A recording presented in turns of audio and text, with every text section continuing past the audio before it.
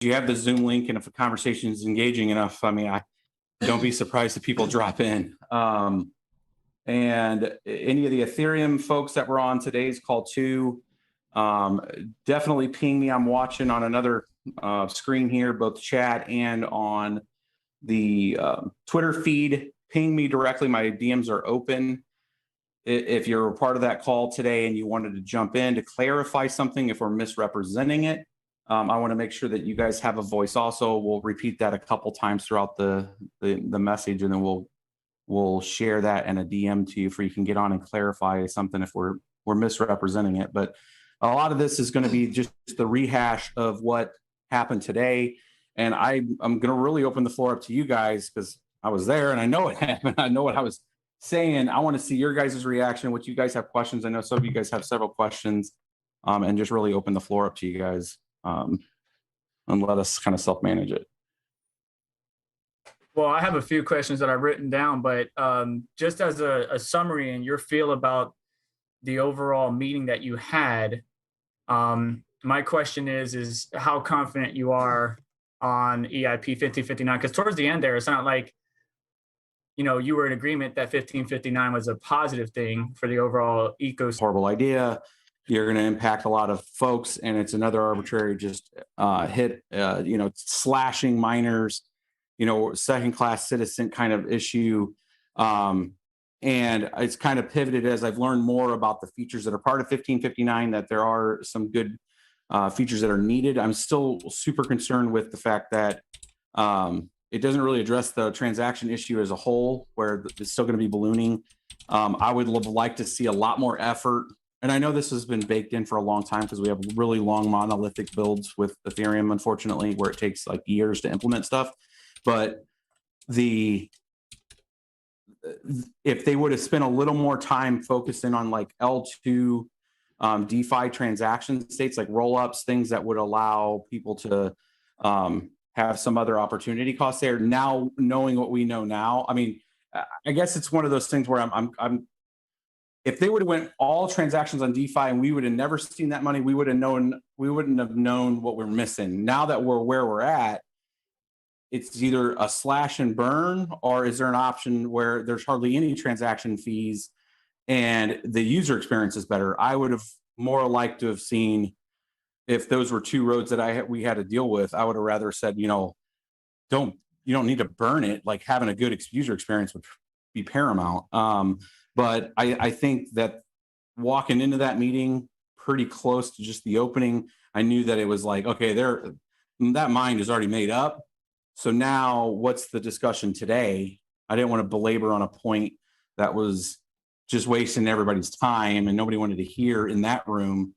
And I wanted to focus really on what the more existential risk is in those scenarios. And the folks that were able to get into the mining, scenario, which isn't perfect, but there is a real existential issue if you have a descending price and high transaction volumes, because we're going to hit a wall in, like, let's say July, that, it could be 6 ETH per block at that point in time. There are a lot of transactions, because transactions are going to be cheaper. That was one point that I didn't really talk to, is that it's okay if ETH drops down to 300 and more people are using DeFi, like, our yields would be very high. You could have a 6 to 10 ETH block reward, like the transaction being 8 of that, if the prices are 300. At 1,800, it gets real expensive.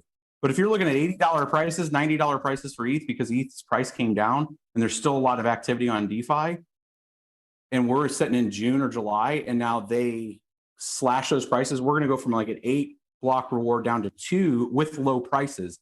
You're going to have 700 terahash possibly drop all the way down to like 185 terahash. And that's the part that I'm talking, that I wanted to make sure that I was making the point on. I don't think it articulated as well, because even right now I've just used like 2 minutes explaining that, and we just didn't have that time there to explain that. But that's really kind of where my mind was at, but I couldn't get it out there in that time. So I wanted to start with 2 things, if you guys don't mind, because I know these questions are happening all the time, and that's a timeline of when these types of things are happening. And I wanted to get a confirmation from you, Bits, on this. One would be, we're looking at EIP 1559 starting in July, thereabouts. Is that correct? Yeah, I mean, so London is the hard fork. They have to, that's like a hard date. I think it was originally targeted for June. I think Tim today said the call next week, they're going to kind of more talk towards like July, but it has to happen no matter what, not EIP 1555, but they have to have a hard fork because London, of the ice age, because the ice age will just essentially freeze everything because difficulty's not to let everybody know that's watching. If Ice Age kicks off, it decouples the mining hash rate and the difficulty from the network, where now it's predicated on this artificial number that just inflates the difficulty, not pegged to the hash rate, which means the net of it is 15-second block times go up to like maybe 30 seconds. So if you're waiting for transactions and stuff, it's just bad news. They don't want to do that. They've already felt that a couple times now in Ethereum. So they have to hard fork in July. It's just, is EIP 1559 going to be included or not? Got it. And then there was one more thing, and that was the timeline on ETH 2.0, which I felt like we got a little bit of an answer on, which was a couple of years. Basically, in a couple of years, that gap will be zero. Quote from AFTAB, or sorry, I probably mispronounced that, but I was trying to copy it down off of the Zoom call. So are we looking at a couple of years for ETH 2.0? I mean, I think right now their current schedule, the most aggressive they could go, and I know Vitalik's came out a couple times and said, well, worst case, if we have an attack vector, we'll just, fork early. I mean, those are cool words, but I don't think they actually have the implementation plan. It's kind of like having the known full state. You already have a chain stood up, but they have no way right now, at least written out. It's probably in a couple people's heads, and that's the way a lot of engineering works in software development, but it hasn't really went through its iterations to figure it out on paper of how, and then the coordination that's going to be required with regards to how they're going to handle, change of state of contracts. This is stuff that I've asked for a long time. Like, what's your guys' implementation plan? It's not that I don't have confidence that you'll get to it. It's just literally like I still haven't figured out how they're going to stop things in flight. I know how I would do it from like building a data center and being part of several large migrations. I understand that kind of there's different ways to do it. There's, flipping a switch. There's sunsetting certain processes where you have kind of a hybrid model. I mean, there's different ways for them to implement. I've been curious of how they're going to do that. I think based on their current scheduling, and yes, there are two separate independent teams, but those things come crashing together. I can't imagine it happening any earlier than a year from right now. And I bet I'm figuring their best case is kind of a hybrid model in between that year and that second year, with that second year being, and unless something completely changes on their current cadence. Yeah, but I mean, I just wanted to make sure we got those two out of the way right off the bat, because that's what I was able to extrapolate timeline wise out of there. And then finally, and this is going to be a point of contention for a lot of people, but I felt like they were more talking down to miners than anything else in the call. Oh yeah. So, yeah, seconded. My biggest issues, I have quotes here through all of them, and I don't know how much of it that I want to bring up, but did you at any time feel like that kind of political issue going on more than actually addressing the issue? Because I didn't hear anybody actually fully explain or address your concerns. Yeah, I mean, I think part of it was there's a couple elements to it. I think there's an opinion, a formed opinion of just mining in general, and it could be from a whole bunch of different angles of they've seen what's happened to other networks and the pain. And mind you, like the Ethereum Classic and Ethereum communities, I mean, why they split, they still know each other. I mean, they all worked on stuff by and large together at one point, and I think they feel the pain, the direct messaging problem with each other of what's happened when a network gets attacked, and the miners have kind of a 4-letter word to some of them, and I think that was coming out with some of it, like, hey, we only care about holders, investors, and the app development community and the value proposition folks. Mining is just something that just occurs. It's again, that second-class citizen kind of, you're looking down on that thing. And there seemed to be a sentiment that we don't use DeFi or anything along those lines. Like, where is that coming Matt, from? I'm gonna push back on that. Our last group call, when I mentioned that, you pushed back pretty hard and said that you intend to mine and sell, and then immediately followed up with a video that is your plan for right now. I do. Yeah, that is my plan. But right. I also have tutorials on using DeFi. Right. I was pushing it. and I've been going over it, and I'm not ignoring that as being a valid form. And I've even mentioned in those videos that currently Ethereum offers the most amount of valid projects on the blockchain. Totally. I'm just gonna say that on the same call today with the cat herders. Yeah, I kind of picked up that sentiment as well. And towards the end, they didn't even hide it. Like, they weren't even clever about it. They straight up said, yeah, we're stakeholders and we pay you guys for security. They try to turn miners into like guns for hire, essentially. So I heard that too. They're minimalizing what security really is. They're like, they want cheap security. It's like, cheap work ain't good and good work ain't cheap. Yeah. Flex, Chris from FlexPool mentioned that, but I don't want to interrupt Blind Run. Was there a question in that you wanted to elaborate on? No, I just wanted to make sure that I'm hearing everything right, because it did feel very condescending towards the group. And I will agree, of course, with Seth there. I know that I've come out and I've said at this point right now, I think the smartest move is mining and selling, but that's coming from a businessman perspective. Straight up. I'm a miner. I have to make sure that I protect whatever my profits are.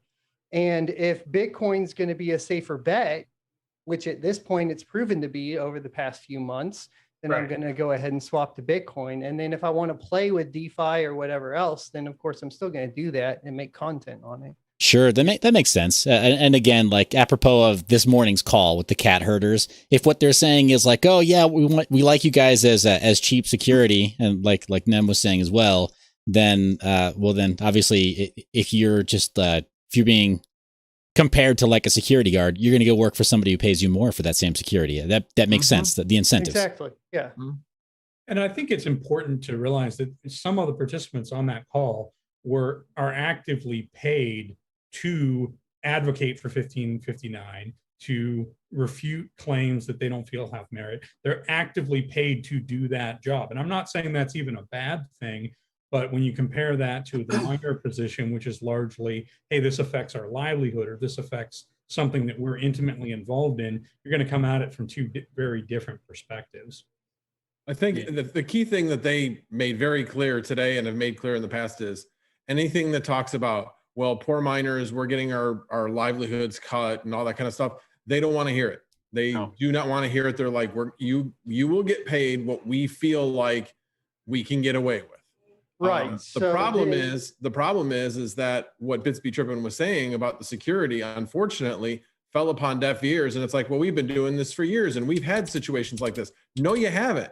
You've not had a situation where you've artificially lowered compared to everybody else. You've artificially lowered. It fell upon deaf ears. And that was the frustrating part of the call today. I think the format of the call also didn't exactly lend itself to forming a cohesive argument. And I felt a little bit bad for Michael, because I know how much work he has put in over the last couple of days, preparing models and going in depth. And fortunately, it's content that comes out on his channel and that people still see. But in the form of that call, there really wasn't the opportunity to present a cohesive case and say, this is what we're seeing. And, I respect Michael for coming out and saying, I think this is easily mitigated in my model by raising the block reward by 1 ETH. It's a very simple response. It ignores a lot of the political or controversial. It's a good compromise. And he didn't really get the chance to make that case. He said he got to say some of those words, but it was immediately buried in just a flood of pre-rehearsed rhetoric. Yeah, and then they believe if the hash rate drops off after they implement it, that the network's not going to have any issue like ETC had using the same network, which is false. So first off, Roger from InnoSilicon stated that the ASICs only make up, and he was just speculating, only make up about 10% of the total hash rate. According to my math, I don't think that's true.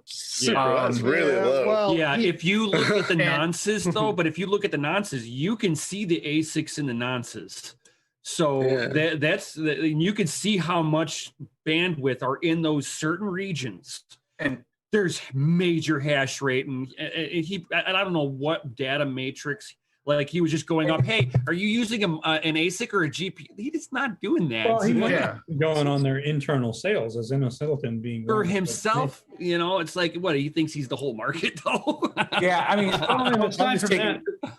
I was taking his comment as because I went back and listened to it a couple times after, and he said it in a frame of that his awareness with Silicon and I guess the partners that they know of, that it's 10%. But I mean, there could be other commissioned things that we don't know. But I mean, I was actually surprised about that, because ahead of that, I know Christy Mineham had put out a thing saying that, from their research, it only looks like 3% of the network.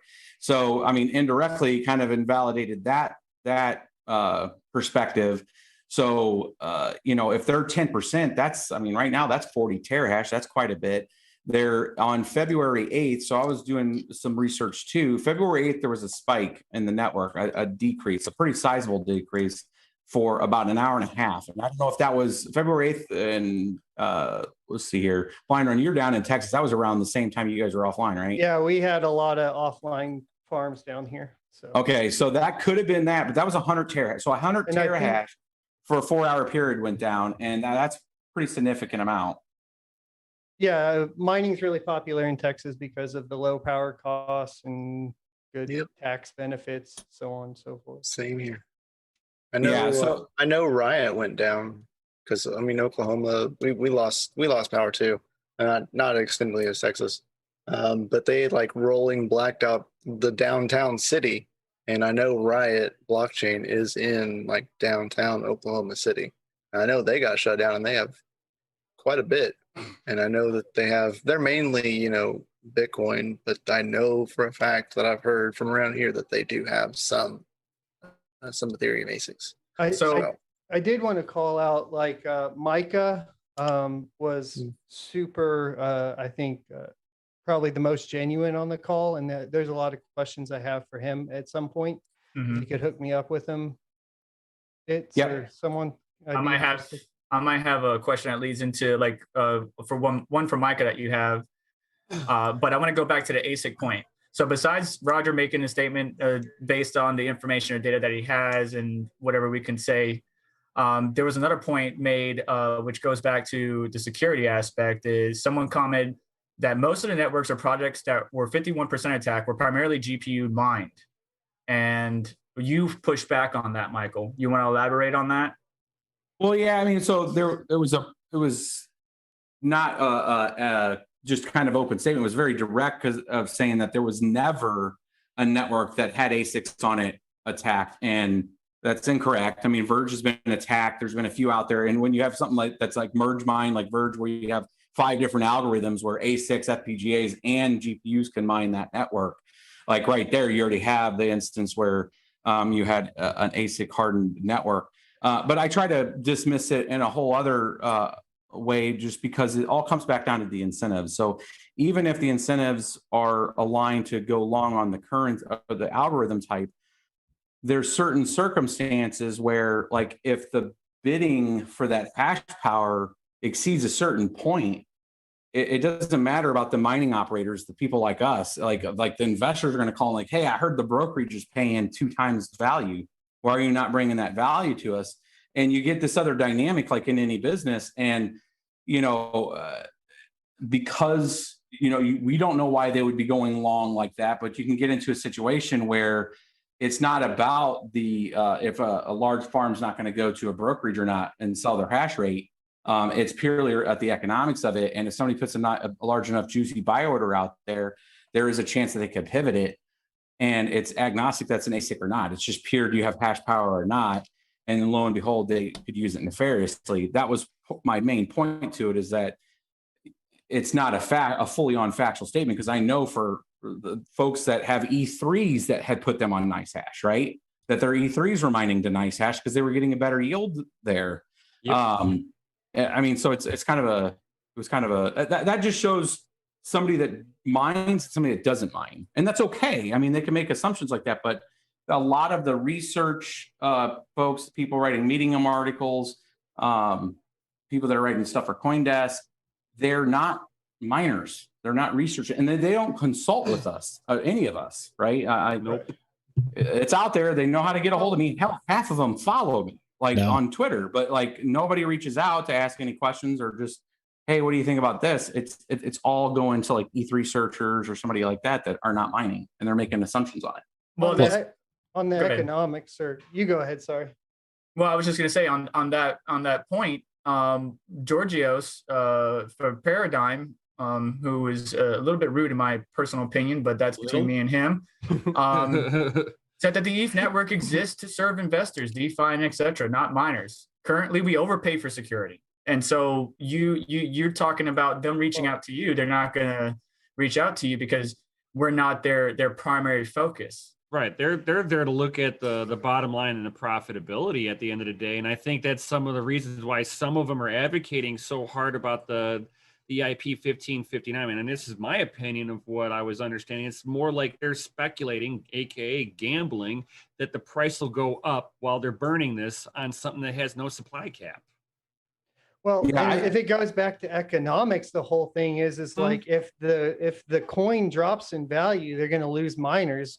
If the profitability of mining Ethereum drops, I'm going to jump off to whatever the profitable coin is, right? And there are a couple that are super close. Like it's not unfathomable to see Ravencoin or Conflux surpass them in profitability. Yep. Yeah, and that's where I was trying to be. I guess is on the rebuttals. I was trying to, even though there was some animosity there, obviously, in the tone that they were like, "Hey, you're this," and I wanted to flip it and say, "Well, it's a two-way street, right? We're long crypto, and just as easily as you're dismissing that activity, we can also pivot. So, I mean, no hard feelings. It is what it is. But when the network starts getting attacked, if it happens in an ecosystem where nothing's been touched, and that's unfortunate. Like miners have what happened with like ETH Classic, some people fell off. Some people try to give them more hash power, right? There was more of a grassroots kind of attempt to like, okay, you guys really need to change something here. Obviously, you can't compete at this level. You need to fork some kind of mechanism. That was one thing I didn't talk to on this, was the opportunity that they could obviously do. Instead of even doing the block reward, is if there's an existential risk here, they could easily fork in the hard fork, go with mess or gravity well or something else that's just 51% resistant and not do the block reward, right? That was another option. Didn't throw it out there, but it was like, there is an opportunity you could do that too. But I was trying to just understand his, George's perspective of like, we're just a managed service, and they only want to pay what they think. And I think there's a fallacy in proof of work where you want the most security you can. You should not even care. Let the market do what the market's going to do, because there's also fallacies on like AFAB's point where he's like talking about economic hardening, which is a nice way of saying trying to pump the price, but like at both of those instances, that's why I try to use those two instances with the reduction. I mean, I think I was luckily like researched enough and polished enough for that to like counter those points. But I don't think a lot of it was heard. But that actually showed how arrogant they were. You led them down the path. I saw you going down that path of saying, look, you have to do something to stop a 51% attack, and led them right up to the water. And they just were like, nope, never going to happen to us. It's like, I'm sitting there going, yeah, masks and all the other things that ETC did. And I'm like, all they would have to do is do that.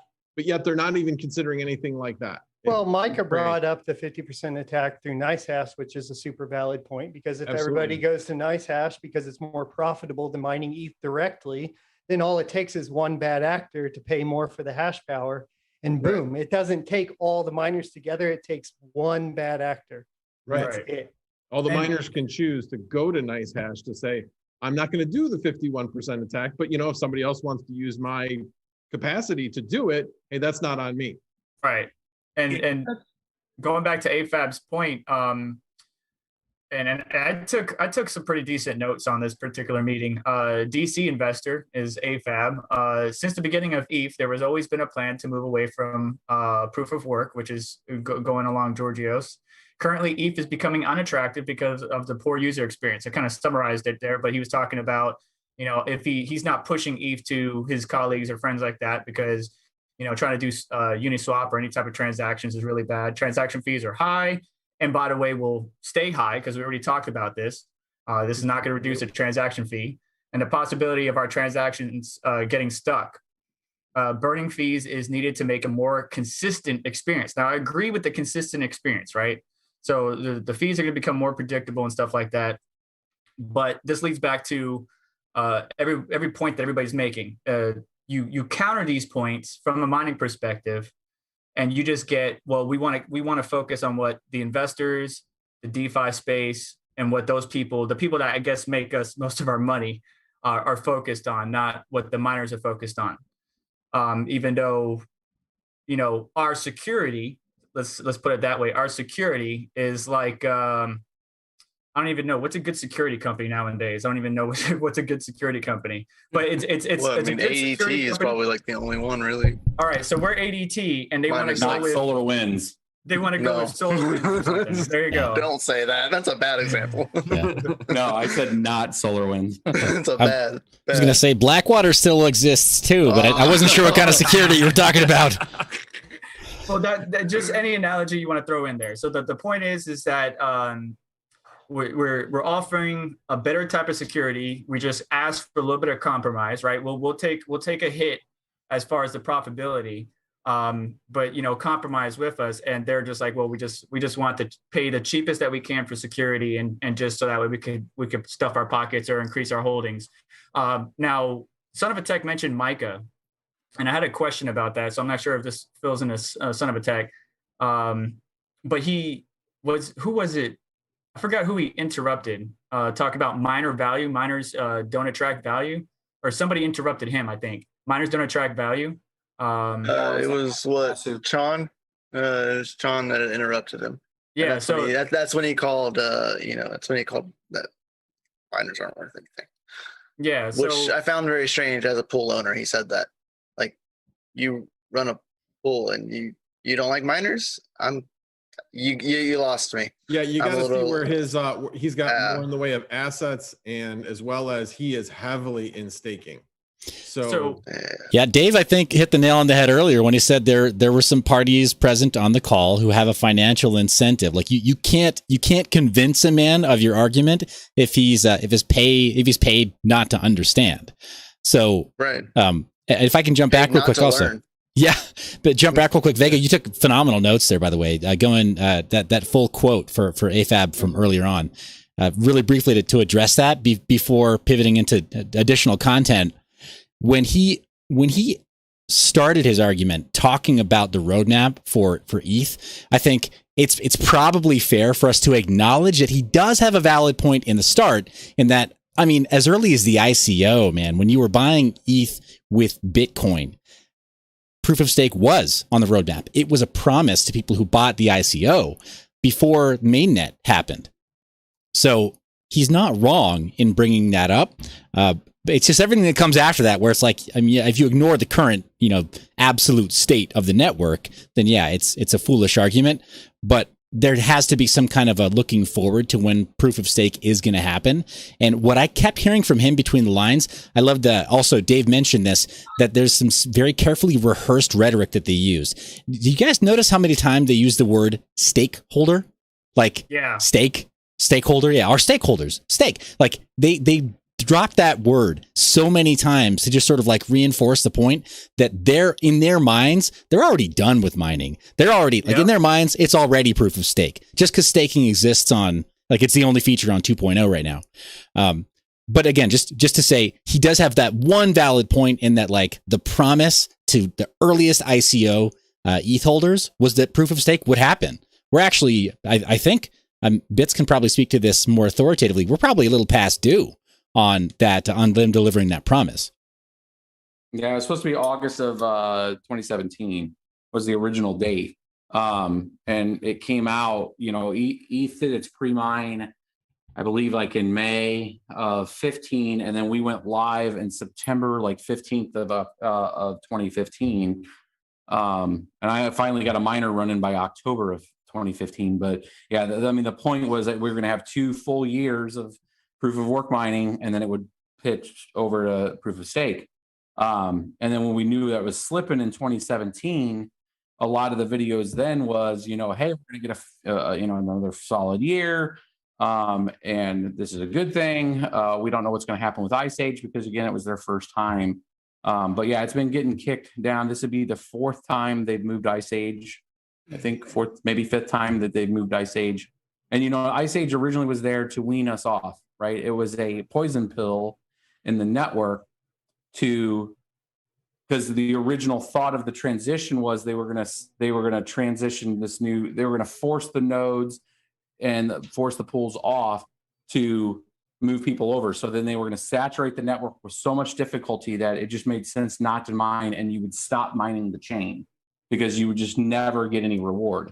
So that's the point of Ice Age. Now they're looking at like, okay, we got to kick Ice Age down. I think they'll move it again another year. And they're talking about still leaving it in there, even though the transition plan still isn't written. That was the last dev call, was talking to the steps that they were going to try to get written down, at least from like when you're going through like a proposal setup, you kind of go through a pink, a red, a gold, and white draft, right? They're not even at the pink outline yet of all of the steps from the transition standpoint. That was what was asked for at the last dev call. So they're going to start hopefully getting some of that together. I don't know if they're going to do that in an EIP or what, but we'll get to understand more of what that transition process is going to look like. And then I think that'll allow us to forecast when that'll actually occur. And are they going to use Ice Age to force everybody off, including ASICs?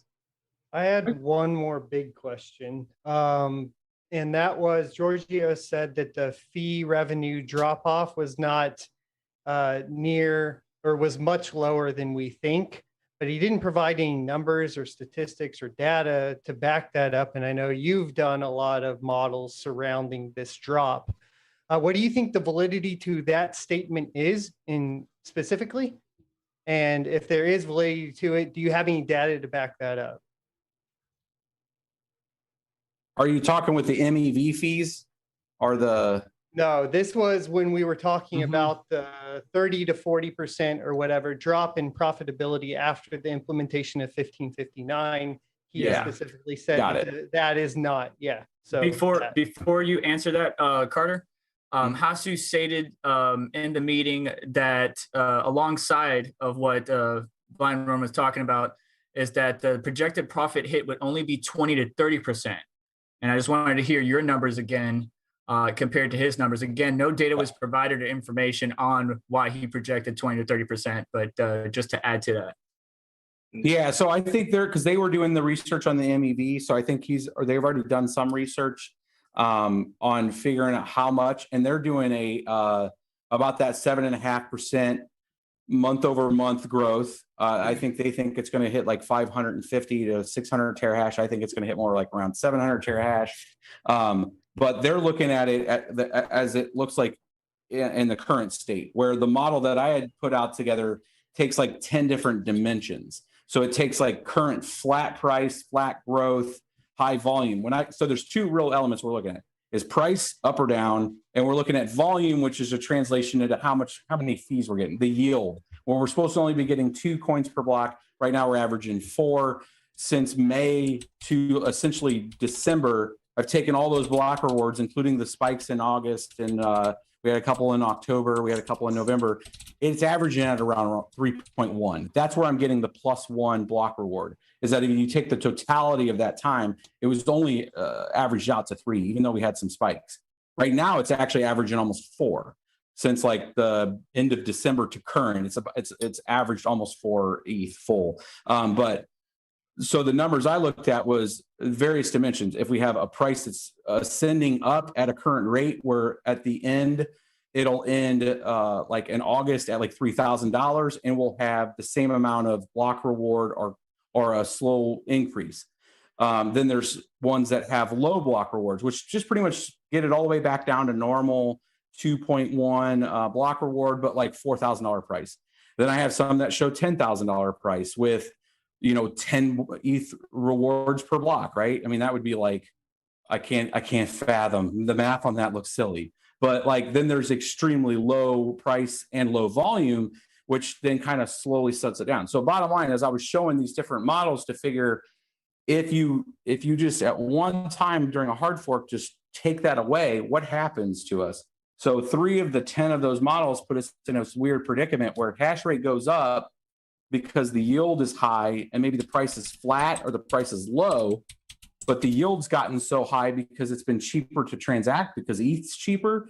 And now most of our mining rewards are coming from the transaction fees. So then if you go off and you shut that off in June, and let's say transaction average block reward is 10, and now you're going to snap that down to 2, and let's say Ethereum's at $300, you're going to take 70% of that network right off in one click, right? And then I'm looking at 700 terahash, and it drops to 185 terahash.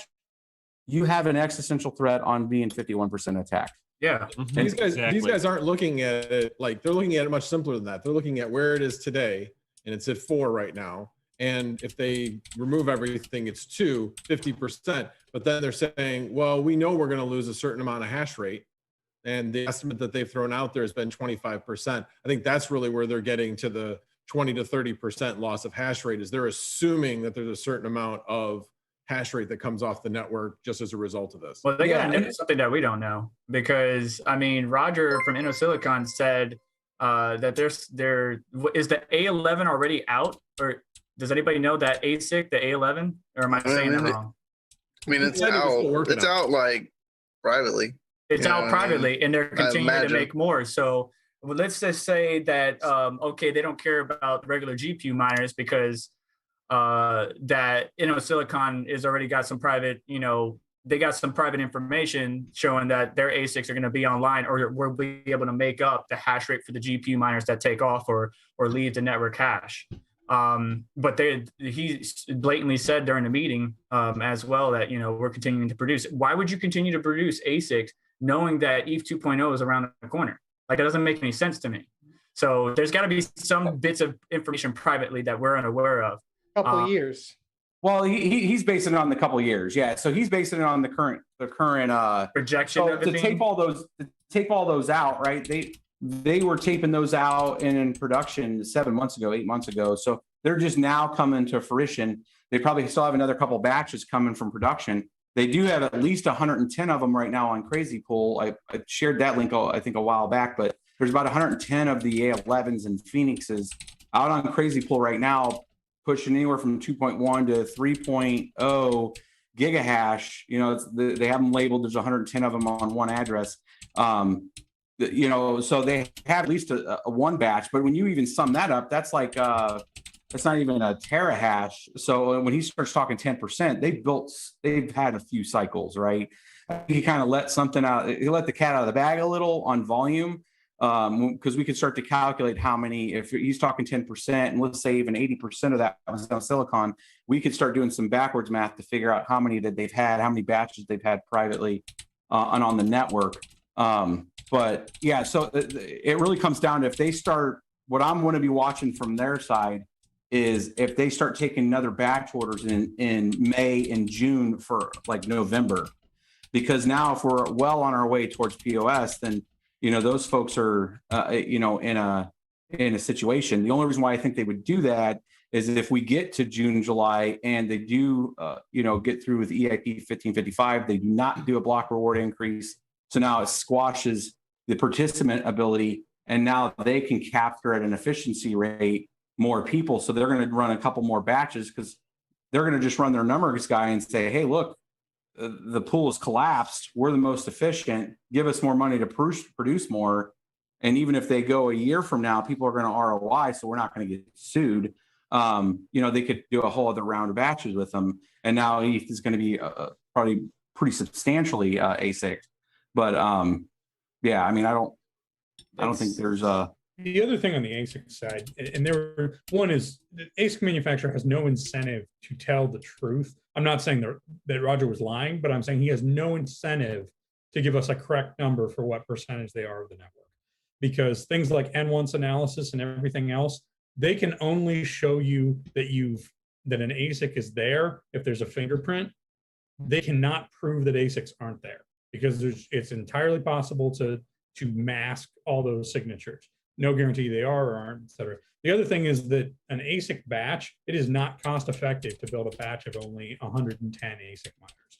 there's a minimum viable quantity. And for an ASIC like an ETH ASIC, it's very expensive to build. You've got a lot of complicated memory interfaces and other things.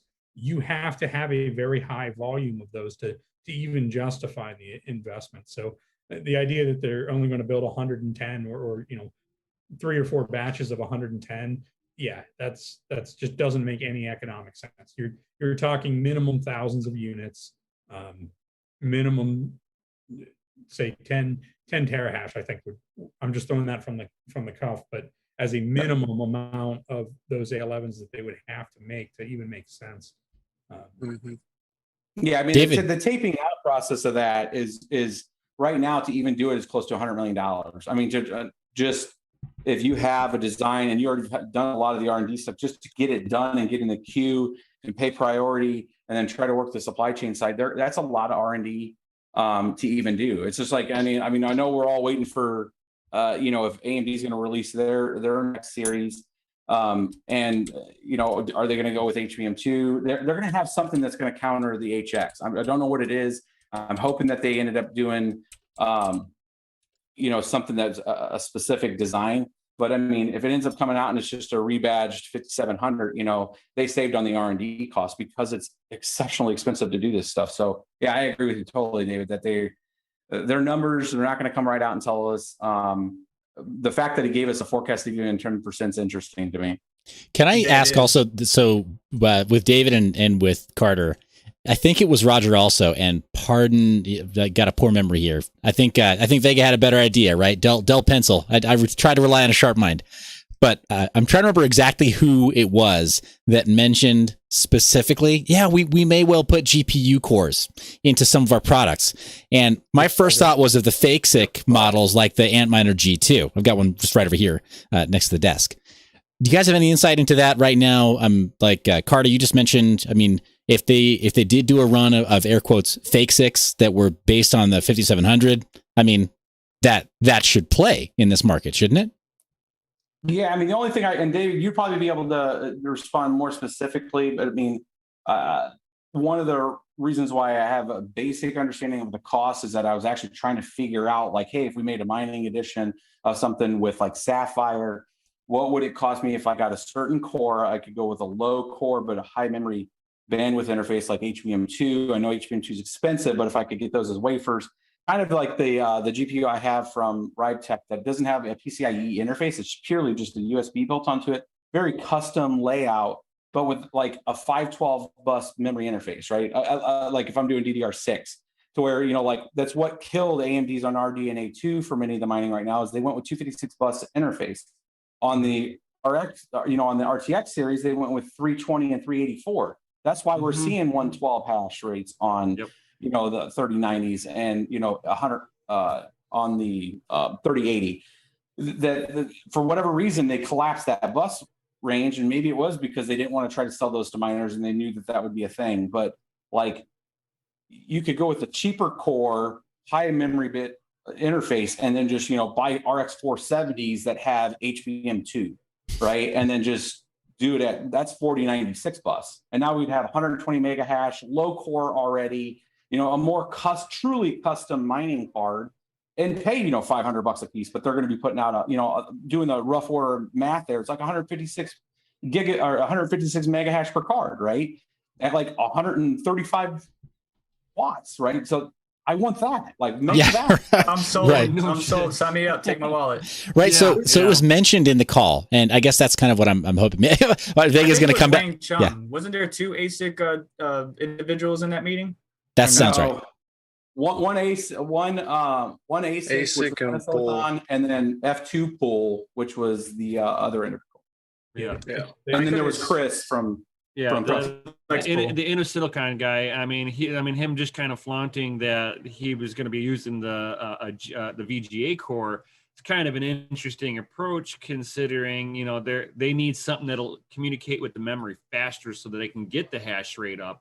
Because like right now they're just using high performance SoC chips. At least that's how my E3s are. I'm running 3 of them right now, and I got them on ETC myself, and. Yeah, those things are just high bandwidth SoC chips for its time.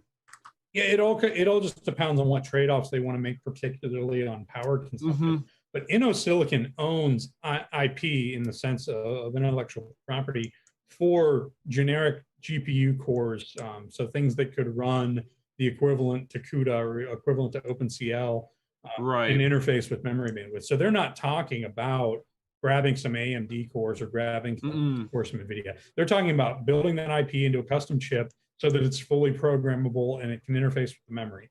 And that gives them, if they sell that as a miner to mining farms, then ETH can fork, ETH can go away. They can reprogram that chip just like a GPU. Honestly, it's probably a great business strategy for them, and I think I feel I'd almost want to check it out myself, even if all I got was one unit. My philosophical issue with ASICs is I love the quest for efficiency and everything. My issue has always been the landfill approach. So if you make something that is reprogrammable and is flexible and can be applied to other purposes, I'm a lot more of a supporter of it. It still hurts because your margins your costs are so much lower than a GPU. But the other point would be those devices are going to have worse power efficiency. If you do a dedicated piece of silicon, your power efficiency is always going to be better than programmable, at least typically at least an order of magnitude. So I wanted to wrap us back around to the topic at hand a little bit and try to get a summary. So adjustments that we can make on pricing, or not pricing, profitability would be 20 to 30% based on if pools implement the ability for miner extracted value from DeFi. Is that correct? Or MEV from DeFi? It's a broad stroke statement. The 20-30% I meant to comment on, it really depends on what window of time you decide to look at in current fees. And then it really depends on whether they think hash rate drops off gradually or sharply. I was doing some research on this over the last couple of days. My research showed that it's less of a gradual drop off of hash rate as profitability goes down. It's more that there are sharp inflection points at which hash rate drops off sharply or stops ramping up. So I'm not sure that the idea that the hash rate is going to go down, thus profitability is going to go up because block transaction fees are removed applies until the total reward in US dollars goes below those critical function points. So that all comes down to the timing of when 1559 drops and what the price is. There's so many factors in that. But you can say optimistically, it shouldn't be a drop in half. Once everything shakes out, I would roughly agree with that, but you're already going to be at pretty low values at that point. It gets you close enough to miners that are worried about keeping their profits jumping to another coin, right? Yeah, I mean, what if you go to the flip side of that and go, okay, let's say they push off the Ice Age event coming up in July, go that back 1 year instead of doing London hard fork, they just implement 1559, and then right at the same time, all of a sudden you have another DeFi boom cycle, and they integrate the tipping into it. And now you're getting now the DeFi market's tipping to force their transactions through faster than everybody else, and the user's still getting charged a network fee, even though let's say it's predictable, and they're saying, let's say, throwing numbers out there on a high volume day, 20%. So you're getting hit with 20% plus the tips. But it'll be more clear. The UI will display that. It'll be more clear, my dude. Yeah. You will know you're getting raped by network fees. Right. Instead of it being hidden. Yeah. Oh, the beep. That's perfect. That's good. So that was good timing. So I guess this question off of what Micah said and the miner value statement. There is a lot more value that miners could get if they could get into MEV. What the heck? Can you guys enlighten me on that? So if I'm going to jump in and just say I agree with Brian, because your question, Vega, I think he started to address already, or with what Micah brought up in the call. And you figure with the DeFi folks, if you pay attention to a lot of the CT like degen folks who are like, who are doing 7-figure trades daily or working with 7 figures or in capital or dealing with leverage, some of these guys, as the rise of DeFi has become undeniable on decentralized platforms like Uniswap, they've just kind of like just sort of gritted their teeth and dealt with the rising fees, because they're talking about, at the end of a good day, just making crazy profits. So for them, it's just a cost of doing business. Right. Like in a perfect world, if 1559 does go through, and their fees are just their fees are predictable, but then they want to pay the premium to be first to market or first to execute a trade, I actually do see that fitting the past behavior of some of these characters. Yeah. So we went to Universal, and we're paying extra to get the fast pass, is what you're telling me. Pretty much. So people are paying the fast pass, and we're collecting the tips off of that, them paying the extra fee to get the fast pass to skip everything. Yeah. So in addition to being paid security, that they're saying that that's not going to happen. They're trying to marginalize that, saying, "Oh, it'll be there, but nobody's going to use it because they're already paying a predetermined fee." And I'm looking at the flip side of that and going, if DeFi goes through a boom cycle again, they're going to be paying it, and you're going to see it be worse with the tip. Like, are you talking about like boom cycles? So let's say Pancake, when that takes off, and something like that. A new one takes off, just like whoop, because it's the problem that Ethereum always has, and why the fees are always high is that anything big on their network congests it, and then you're paying for the high congestion fee because that's supposed to quote unquote deter you from wanting to do a transaction right now. It's trying to get you to hold up. You're going to want to do your transaction a little bit later. We're experiencing higher than normal congestion. But the whole DeFi thing, they're like, yeah, screw that. We want it anyway. And everybody around them that's trying to just regularly use, they're like, oh God, I can't do anything. It's costing me $15 to send 5. Yeah. Whereas some of these traders, they like air quotes discovered Uniswap, and they were like, oh yeah, I paid 4 figures in fees today. Do not give AF because I made 5. Right. So the regular. Go ahead. One of the other things that's pushing it too right now isn't just DeFi, it's the NFTs. So a lot of the traffic right now is a lot of the NFT traffic, and it's getting big dollars, and those are like one-time transaction purchases that are large, and they're paying $800 to extract or move that NFT right now, and that's another thing that's exacerbating the situation. Yeah, but that market also is inflated because of it. I think you look at some of those prices where it's like really like an NFT, like the values. NFTs are massively overvalued. I wanted to be fair and mention that as far as from the perspective of the congestion, my understanding as the block resets, that does solve the congestion. So we are getting more stable fees and reducing congestion as far as I understand. So to be completely fair, those are 2 problems that are valid, that are solved. Yeah, but they're solving that with bigger blocks. But I'm just saying those are problems that are solved, right? Like we can't just sit here and beat everybody up and not acknowledge, because if we do that, we're no better than they are with completely ignoring the concerns of miners. Okay, so I want to make sure that we are like on the same page here, that there are clear issues. No, we agree. I 100% agree. Just when I did the 4K giveaway, much of my transactions got stuck and trying to send money to the winners, and then the winners couldn't even pull their funds out of that particular address or wallet because of the fees. The fees are more than the winnings.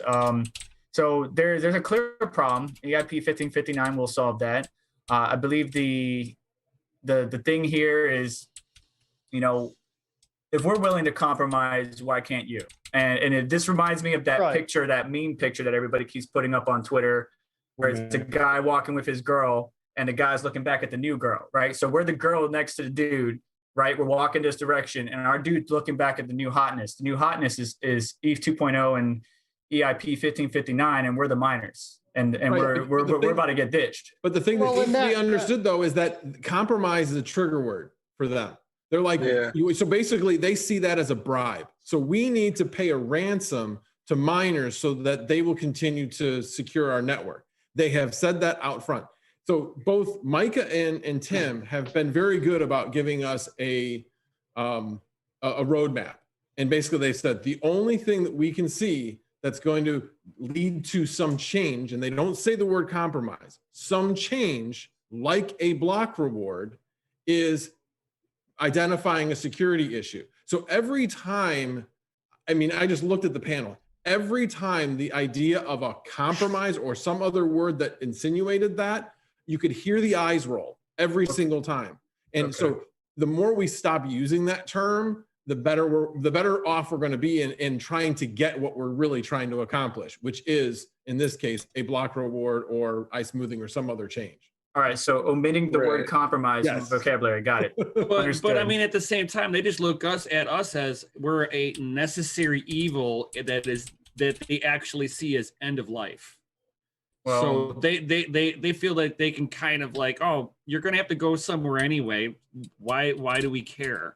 Well, they were planning on divorcing us the moment they got married. So yeah, anyway. So I had Crypto Z. He was talking about this a little bit in the Aeon pool earlier, and he was saying so about the EIP, 1559. He goes, so they are going to increase like the block size, whatever, and he goes, which will reduce transaction fees, coming to the DeFi, MEV, however you want to put that. I guess I missed part of the MEV, so I can't vouch for that on my end.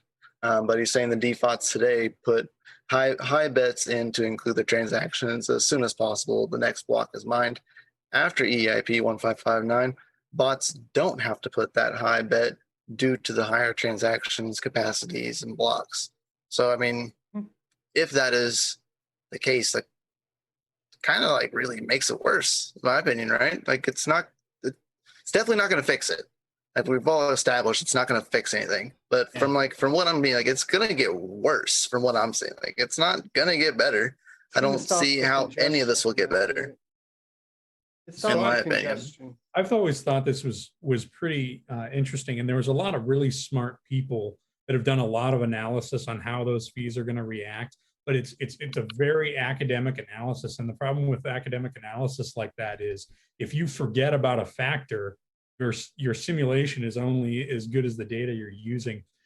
And so in the back of my mind, the whole time I've looked at 1559, I said, why wouldn't these guys that have the exact perspective that Seth was saying earlier, I'm making so much money on this transaction, I just want to see it go through. Why wouldn't they continue to bid up high? And why wouldn't they continue to stuff the blocks? And there's actually a remote possibility that you could actually drive fees higher than they are now because you've got an enforced base fee. And if their mentality stayed the same, again, they've modeled this out and they're pretty confident this is not what's going to happen.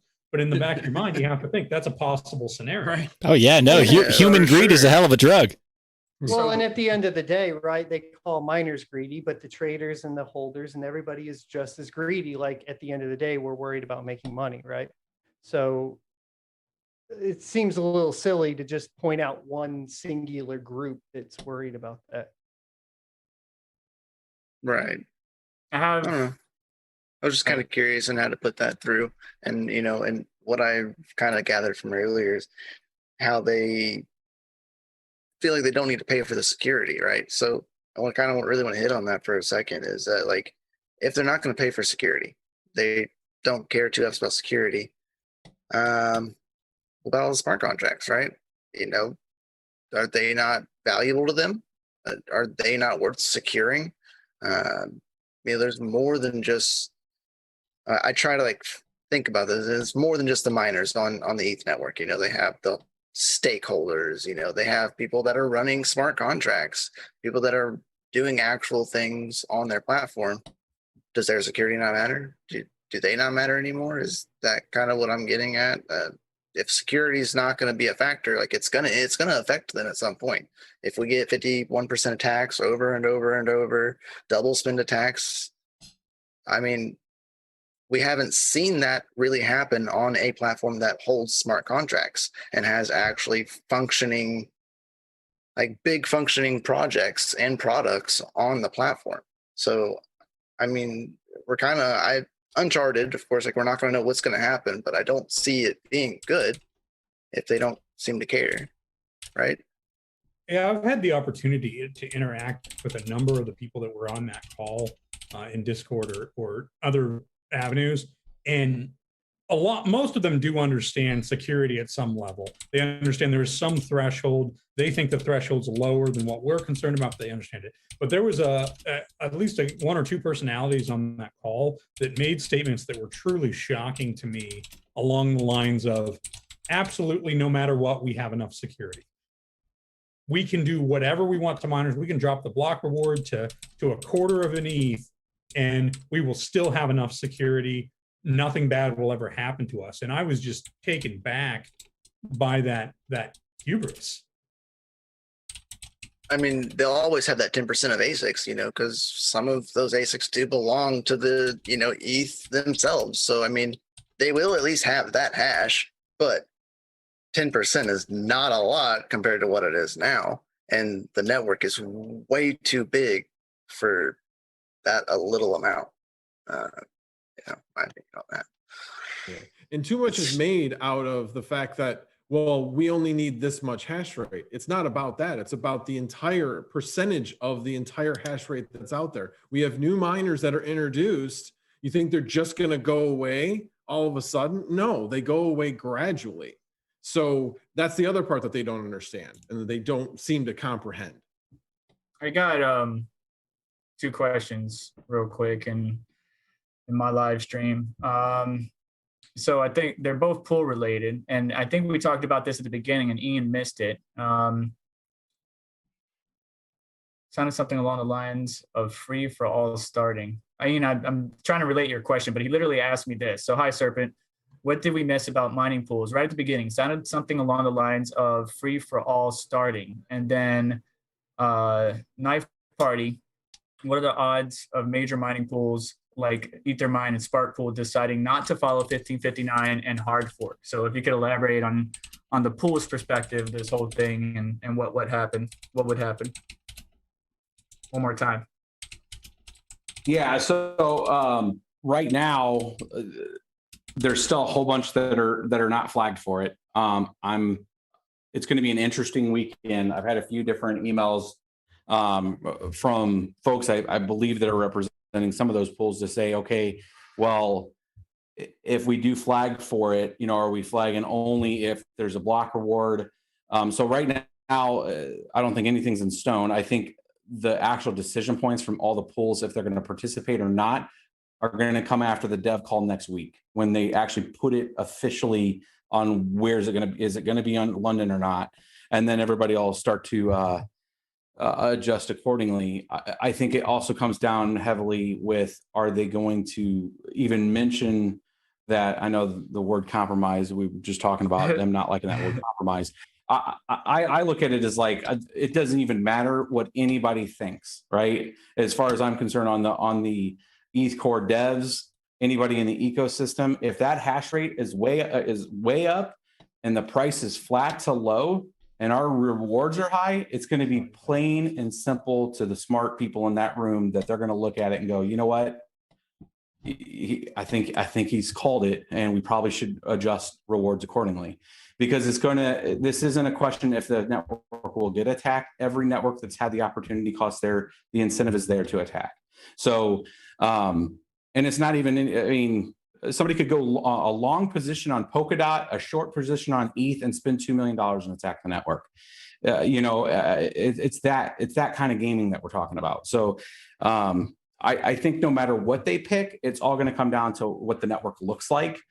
In the meantime, I think it's our due diligence as a group and communication out to the pools to make sure that, hey, if this goes live, you need to ensure that this MEV discussion that we're having, that you're set up for it. because we're going to need you to carry the torch on making sure the pool is set up correctly so we can extract that value. Right now, it's a moot point because we're getting the entire transaction fee. So it's not something that they need to go set up right now because we're already getting all the transaction with or without any of that that's going on. It's just a subset of that transaction fee. If you think of it like a number line and it's the 10, we're getting all 10. If the MEV ends up being a 6 sometimes and a 4 sometimes and an 8 sometimes, we need to make sure the pools are set up and configured that way to where we're putting our hash power to where we are getting that MEV at its most efficient. And whatever pool does it the best is probably going to get the most participation. So it's really kind of challenging them to make sure that they do it. So I think to answer that in a long way, we're going to find out probably next week. I'm actually seeing if I can get on that call. I mean, I will stay quiet, but I want to be available for them if if there's questions with regards to this block reward stuff. It's not a make or break if they make the decision, but I want to at least be sure I'm available. If I can be, I'm actually supposed to fly out to Jackson Hole next week and have some me time for a bit, but we'll see. Not allowed. One thing I wanted to also mention, because I've heard a lot of people say this as well, the miners will just hard fork. Well, that's the key with London, is the fact that they're delaying the ice age as part of London. That's why they want to tie these two together, is because if we say, well, fine, then the mining pools just won't go along with it, we'll just continue on the same fork and we'll hard fork and we'll have two different chains. It doesn't work, because the old chain will still have the ice age. It will go into effect and it'll die anyway.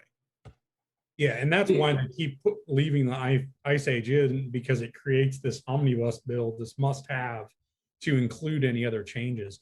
I did want to make one other comment on MEV, because I do think it is a very important topic for miners and pool operators to educate themselves on. MEV is not just extracting those fees that DeFi is willing to pay to get their transaction orderings. Taken to its fullest extent, it is the pool actually, whatever arbitrage transaction DeFi is willing to pay so much for, it's the pool actually putting that transaction in themselves. That's where the real extra value is. The MEV searcher. Yeah. When the pool then does that on behalf of the miners, or a split between the miners and themselves, they're in the best position to get that in, because they can block anybody else trying to make the same arbitrage. And then it truly is miner extracted value. And that's what Micah did a good job of saying.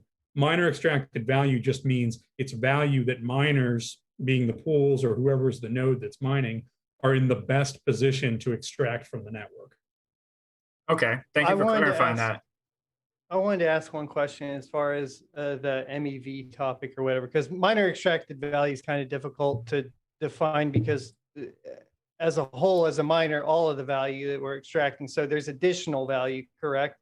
And then secondary to that, when we're talking about DeFi, can you give an example of that? And does that include specifically like layer 2 stuff where you're depositing into a DeFi application, or does that only apply to something along the lines of like Uniswap? Does that, maybe I don't have a quite full understanding. Can you, if anybody can clarify? This is getting into the realm where I can't claim to have done all the depth of research. What I understand is that most of that is essentially arbitrage opportunities between two price points on transactions. But that's as deep as I've gone on actually understanding the specific mechanics of it. And that's for sure. This entire panel of miners really hasn't paid attention to that, where there's an entire other part of the Ethereum community that is talking about this every day, day and night, and understands it in and out. Yeah, I mean, I've had all of 6 hours researching it after that call. And essentially it does have to do with the arbitrage that's going on the network, but there's two components. There's like a block producer component of it, and then there's a component that has to do with some aggregation and the ordering. So there's like an ordering function as part of their responsibility, and it's extracting value on both of those. So where you can see and can order the transactions, you're trying to include those in the list. So like and we'll have some, I will try on the next call that we do, we'll have a representative on there because I think it'll be very beneficial for us to all learn too. But from what I've ascertained is the way we normally order sort is usually on transaction value from top to bottom. We will have essentially 3 things post EIP 1559 that we should order sort on, right? I mean, right now we get everything, so it's irrelevant. But when we go to do this, it'll be transactions, it'll be this MEV, I would call it a mix. And then there's the minor tip, right? The inclusion fee.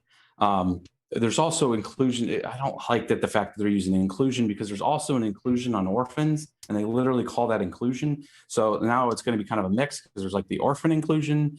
That's why sometimes you'll see in some blocks, it'll say our reward transaction plus orphan inclusion. Yeah. And if they include it in from the previous block, and if they go several blocks without it, it degrades, right? So you'll see sometimes that are like 0.25, some are like 0.0375, like it degrades over blocks that are if the person isn't aware that there's an orphan in a previous block, they're not including it. But long story short, that's also called inclusion. So I don't know if they're just going to collapse those together or what, but when this becomes a thing where we're going to have to make sure that they're doing it, they're going to have to set that up to look at those 2 elements to when they're order sorting, because there might be an instance where they're paying a higher transaction fee that's going to be burned.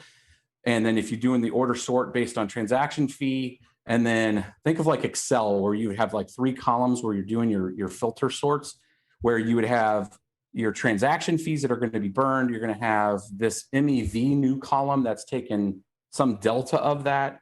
And then you're going to have minor tips. So they're going to have to order it to where you might have a circumstance where you're looking at that Excel sheet. This is the whole mempool. You can only fit so much in a block. So then they're going to go, the people that are doing it good, if they just took it from transaction value and minor tip, may not include the right MEV.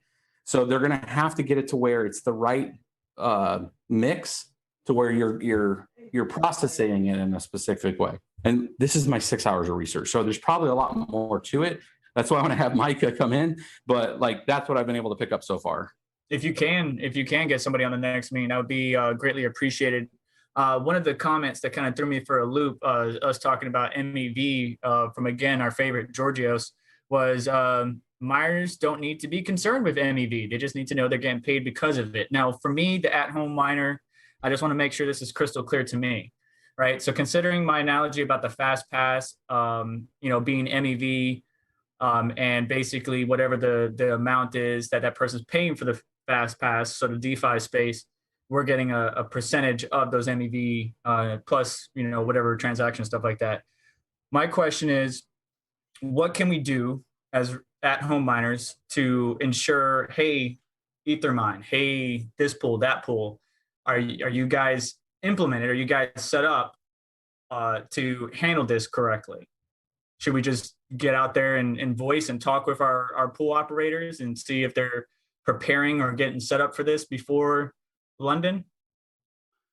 Yeah, I mean, I think there should be, just like the Stop EIP and then the Pro EIP websites. I think of if it's one of them doing it, if it's we talked to Chris at FlexPool and they want to, since they're a pool operator, create, because I think they created the Stop EIP 1559 to talk.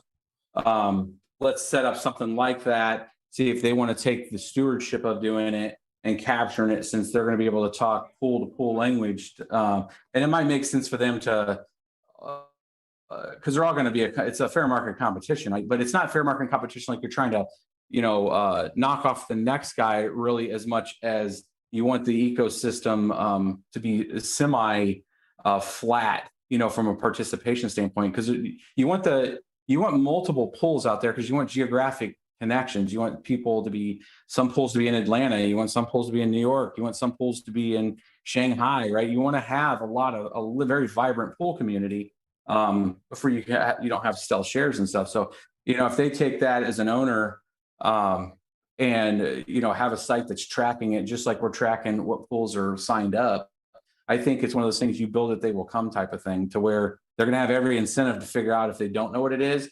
And we can kind of work with Micah and the group, because I think it helps them on their position on 1559 anyways. The more we understand it, the more it helps, the transition to get those pools to maybe flagged for it, and now we have a path forward, and that'll help on that transition.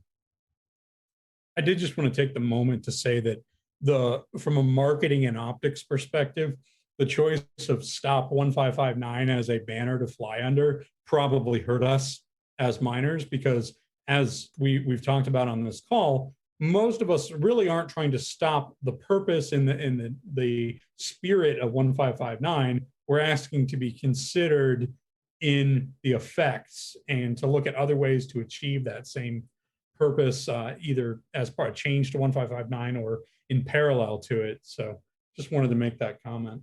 Yeah, I think I understand that.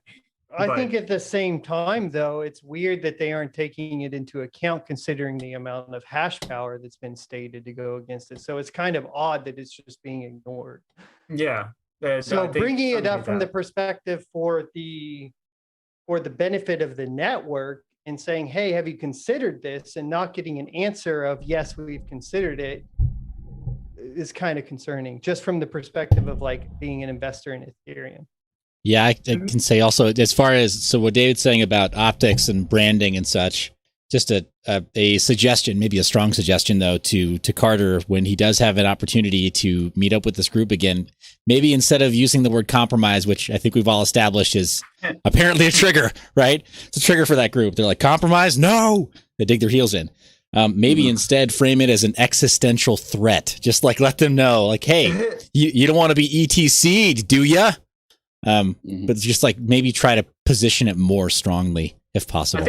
I think the arrogant statement that somebody brought up earlier, I think Max Voltage did, was we could never be ETC. We would never get to that point. We could never be ETC, so it can never happen to us. And it's always one of those situations where you think it can never happen to you, and then it winds up happening to you, and you were like, well, damn. Yeah, so about that. But yeah, well, shucks, what do we do now?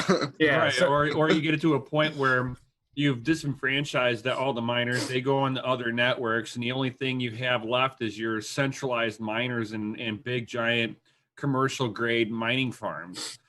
And now they're pointed all at nice hash. You're screwed. So if I could just say this, because I doubt they ever watch it, but just in case they do, to Georgios and AFAB, I respect your positions. I understand why you hold that position. Ethereum came out with the premise that they will go to proof of stake. I just want you to understand that we are willing to work with you. I just ask that you try to work with us. We're the necessary evil at this point, that they're trying to end of life. I mean, it's not like that they had a social, like Carter says, it's not like they had a social contract saying that they were going to use miners forever, Yeah, but they can't, there's this vision to move to this 2.0, but it's like folks get ahead of themselves and it's not ready. So you're still part of that ecosystem. We're still part of that ecosystem, and there's a security thing there. So to be overzealous on the attitude does concern me sometimes. And as an investor, I'd be concerned that, hey, I got a miner here has done some research, is asking for their critical eye on that research. Poke holes. Let's have a conversation. And then that's the kind of, attitude we get met with. That's not, it's like I've had a lot of developers work for me on different programs, and some that you just don't put in front of the customer type of thing. And they're super smart people, very nice, but they're just not communicators. And that's sometimes what happens, I think, where you have a very strong technical position, and it's not talking down on an engineer, but that's just not like their day job type of thing. And they're looking at it in a very myopic engineering argument, and they're not looking at the greater situation and having a bigger holistic view of what's going on. I look at it we all have to look at it from what's the layout of the ecosystem in general. I mean, what other coins are doing what's Ethereum doing? What's profitability? Are our rigs running? We have a lot of different elements going on that we're tracking. And they might be just looking at a release, right? So you know, a lot of the folks that are on there are maybe good spirited, have the right, you know, path for whatever vision they're trying to work towards, but they got to understand the greater situation here, and not having spatial awareness of what makes up your security layer and your risk factoring is not good. Like, you need to have a more appreciation of what happens when you pay too less. And it only takes, it's like, oh, didn't pay enough, and now we have a situation. And the unfortunate thing is and it's what NiceHash comes out and says, hey, we can't track if we're where the endpoints of these are. They could be going to a proxy. Most of them have been gone to proxies before. Looks like it's going to a mainnet. They're routing the hash to an offline node. They have a longest chain, and then they just wake it up and it happens to be longer, and their double spend has occurred, right? So like, where they can know it's going, I would kind of argue that I think if I got under the covers there, I could probably give them some indicators. If we started seeing a huge centralization of hash, but you know, if they do, they're just going to make the attack more sophisticated, where they're going to different IPs in different areas, and they're all routing back to the same address, right? So, you know, I would say a less sophisticated actor might centralize that power. A sophisticated actor is going to have it in 8 different data centers, and then broadcast the chain. So, you know, was not posed as a threat today. It was more of that risk, like, hey, you guys are not tracking these couple of scenarios, and we have a descending price right now in ETH, right? So, you know, like, the descending price doesn't slow down the activity on this. That's the thing. It's like, that's the thing nobody's tracking. Like, the descending price is going to be a moot point for DeFi folks. Yeah, there's going to be some prices that'll come down, but when you start going like, oh, I can get into Uniswap now, and hey, it's $8. You know, like, and it only cost me $12 to transact, not $150. You're going to have a huge amount more fees come up, which means our block yield is going to be a lot higher.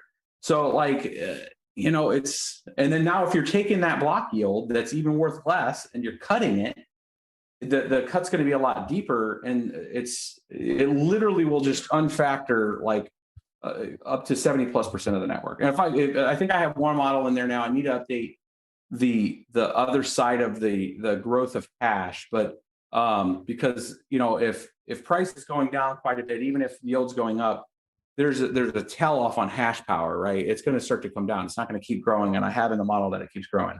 But where I'll come back in and do that algebra to adjust to more break even for like the average rig person, and that's where I'll base it on, is like an RX 580 rig that's break even, because that means the 5700s will still be profitable and a few of the other ones. That's where we're going to start to tell off hash rate. You know, those models should show us kind of a view, and, you know, not all of them are going to be right.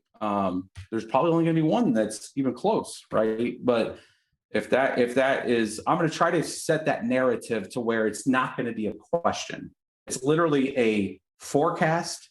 We'll keep popping in actuals every week into the spreadsheet, and we'll have a latest estimate of risk, right? Just like a normal finance. This is me putting my finance hat on, right? So that's the way I would forecast my risk. I used to have to do this for like my day job. I used to do all the pricing for the Northeast and Anheuser-Busch. So if you live in the Northeast and you are buying beer at a discount between the years of 2005 to 2008, I was the guy that set your pricing. So I had a $500 million budget there, and I would look at price elasticity. I would look at a lot of these kind of figures. That's this kind of model is doing just with hash rate and what people are paying, what our profitability is. I'm using the same kind of principles behind it.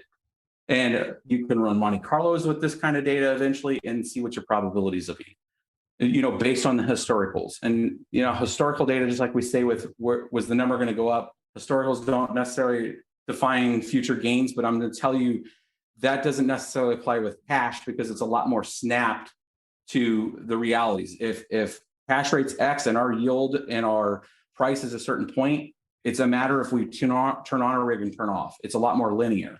So the forecasting models that are out there that I built for it are premised around what the realities are with a miner. And I think that's the part that's missed. They're just missing that math as like, oh, it's just a forecast. It's like, no, bro, like this is what happens. Like, I'm going to either have this rig on or not based on our price point. And That's what that's forecasting. So you can keep aware of it and find out if we need to do something. And one of your trigger points should be just increase the block reward, and it's a moot point.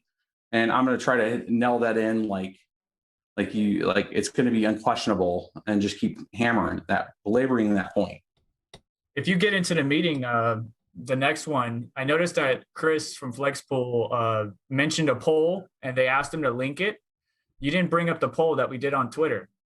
Could that have been used, or could that be beneficial to you? The one that I put on? I mean, so it's another data point. You know, the thing with polls, especially on Twitter, they're gonna take it with a grain of salt. Yeah. Okay. Yeah, because it's like non-scientific, it's like straw poll type. But you know, but here's my issue with polls is we've done carbon votes with freaking blockchain, so you could at least tie it to an address and a spend, right? And they still didn't do that with ProgPow.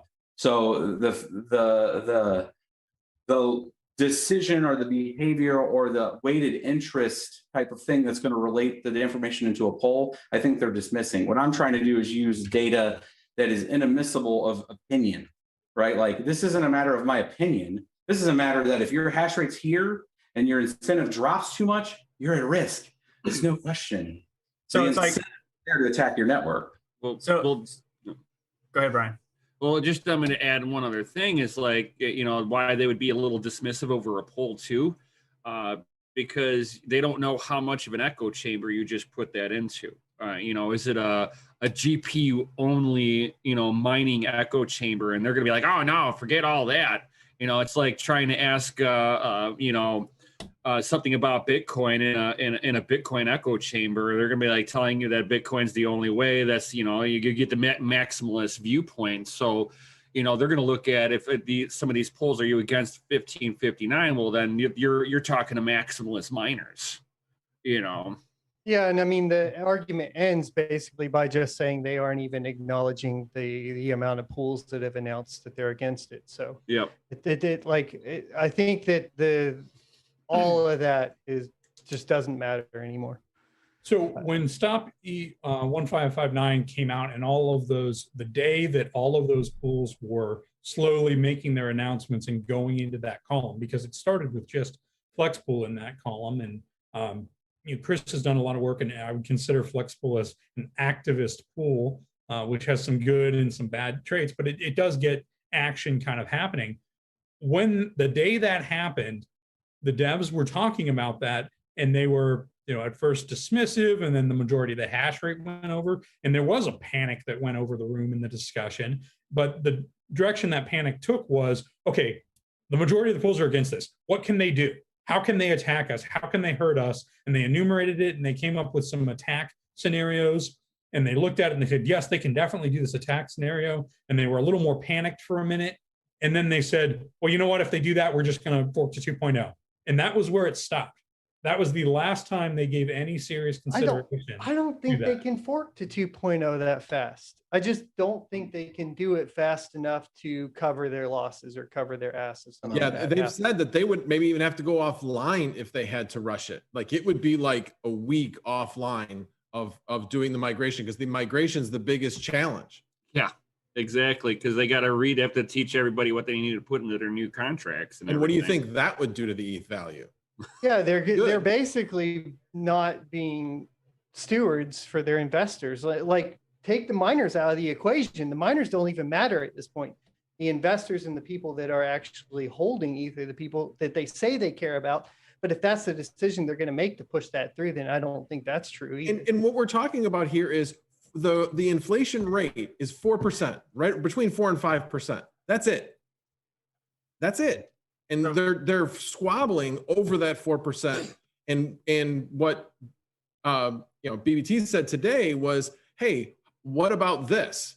Very clear, raising it to 3%, that would still make it less inflationary. It's a good solution that decreases the risk and shuts a whole bunch of miners up. That's good for everybody. Well, yeah, and they're gonna get the benefit. I kind of gave AFAB the thunder there with, you know, and again, it's putting the AB hat on the marketing company that used to sell beer. It's the same way with the burn is going to be like Joker sitting on the pile of cash and burning it, right? It's not. It's about sending a message. The fact that you have those high spike periods and you're able to burn, 25 of a 27 coin block reward, and you get to blast on Twitter, hey, we burned $9 million of inflation today. If ETH sets right now, if it's at 2 coins per block, you're talking 15-second blocks, you're talking 4 per minute. That's $15,000 at $1,500, or roughly almost $15,000 per minute, right? So if we're talking, it's $30,000 right now with a 4 reward, which is the 2 extra coins we're getting per block right now. They're burning $15,000 a minute at a minimum set right now. That's going to sum up, and there's going to be Twitter bots tied to it, calculating it, and it's going to be all marketing, bam, bam, bam. Even though the real impact is supply, even if it becomes a little deflationary, the messaging is going to be, hey, we're burning. Look how much money we're saving from potential sells. I know that if I was on that flip side, that's that way, I'd be selling the hell out of it, right? I'd be Twitter botting it. There'd be an entire page that had unicorns on it saying, money destroyed today. Look at me, gets the Fed, right? You can almost sit there and look at how they do it in Venezuela. I mean, the people are throwing it away in the garbage, and it's still not helping. Well, yeah. Going along that, there's one thing that they talked about at the very, very end was the L2 solutions. I don't know a lot about it. What I think I know about it was these are like subchains that will add capacity. David, can you kind of add to that and talk a little bit about that? And what the timing is, what I'm really curious about is, could this actually start to take place about the same time 1559 goes into place, meaning the whole problem is moot? I really can't, unfortunately. I mean, there's a lot of work that happens is happening on L2 chains and L1s. And there was a post on Reddit within the last couple of days that basically said, Ethereum, you've got a marketing problem. The only people who understand. You muted. No. Unfortunately, I think I did that. I'm sorry. Unfortunately, you really can't. I can't say a whole lot about L2. I can't deep dive it. But there was a post on a Reddit post a day or two ago, and its premise was, ETH, you really have a marketing problem and an education problem, because the only people who know anything about all the L2 solutions and the very complicated mechanisms and linking back-end settings and MetaMask and everything else you have to do to set up L2 solutions are the devs and the people deep in it. And that really you need to make that something that people understand to have it solve the problem. And again, I could speak about it, but I wouldn't be speaking authoritatively about it. I don't understand it at a deep enough technical level to pretend to try to educate anyone else on it. But that is a thing that's out there. It's kind of a patch to what 2.0 is actually supposed to have in order to increase transaction capacity and address everything else. But it's clunky, and it's not something the bulk of users are going to use. One question I've really had as I've looked at all this 1559 debate over the last couple weeks is the UX. 1559 has been trotted out as a UX improvement, but I've really wondered how much of that is actually a UX improvement for someone who's going into MetaMask, going into a wallet, and sending a transaction in ETH, and how much of it is a UX improvement for the bot or UX improvement for the DeFi trading algorithm, because I don't see the former really being the major issue, with the one exception being the classic stuck transactions. Hey, fee suddenly started going up right after I sent my transaction. Now I got to wait around to see if it fails out. And I have a habit of sending all of the ETH out of a particular wallet to another wallet. So when that happens, it's very, very terrible because I don't have enough ETH to bump the gas fee up. So.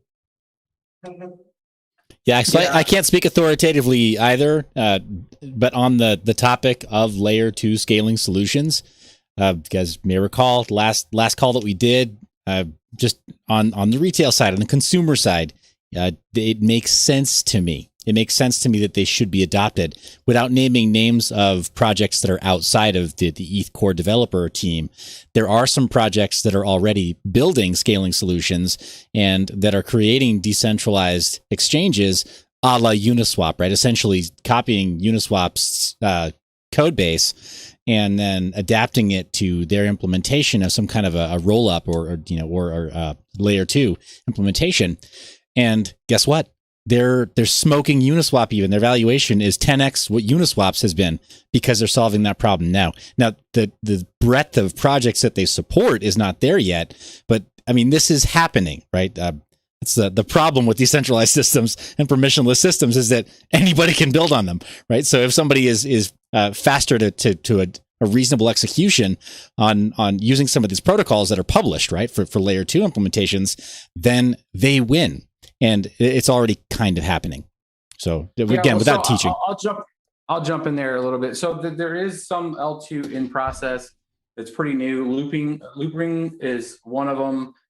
Uniswap's still a couple months away. I think they're about to get part of MetaMask's DEX aggregator is looking at, and they're going to do it through an airdrop too, I believe. So if you haven't used that, that might be like a shameless plug to use that aggregator on a cheap night, just even if it's just for one thing, just to get your accounts flagged. So shameless plug there for that. So there is some already in flight. It hasn't really kind of been the de facto standard. And part of the counter of that is like, oh, well, you're just circumventing the miners on the transaction fees. And I mean, I think collectively at this point, you're not going to hear it from me yelling at the top of the thing, because I just think it's a terrible user experience right now. And if some of those fees, even like 30%, move over to that L2, and we can get a lot more users and more value proposition for ETH, we catch it on both the yield and we catch it on the price side, right? So if something is going to promote the activity and price and buying of ETH, we win. If they're using a whole bunch, unfortunately, we also win. And right now we have a little bit of both with the big jump. But looping is, so it's loop RING. If you look that up and Google that, that's a L2 solution. I think somebody in the chat actually talked to it. I wrote down 3 things to try to incentivize one of the ETH devs, or if I get on the core dev call next week, I'm gonna at least have the talking point at the end there to see if we can, kind of bridge the gap on some of the gap of knowledge, and have like Micah or somebody on to talk MEV explanations and some of the question answers, and then what's it going to take for layer 2 on some of these transactions, and can people rudimentarily do it right now? What's a good resource? And that might be just even a website we're not aware of, type of thing. So I think both of those things will be good to add if we can get them on here. Well, and that's my question still that I don't understand. Is MEV specifically only related to layer 2 solutions, or does that also affect layer 1 or like Uniswap or whatever?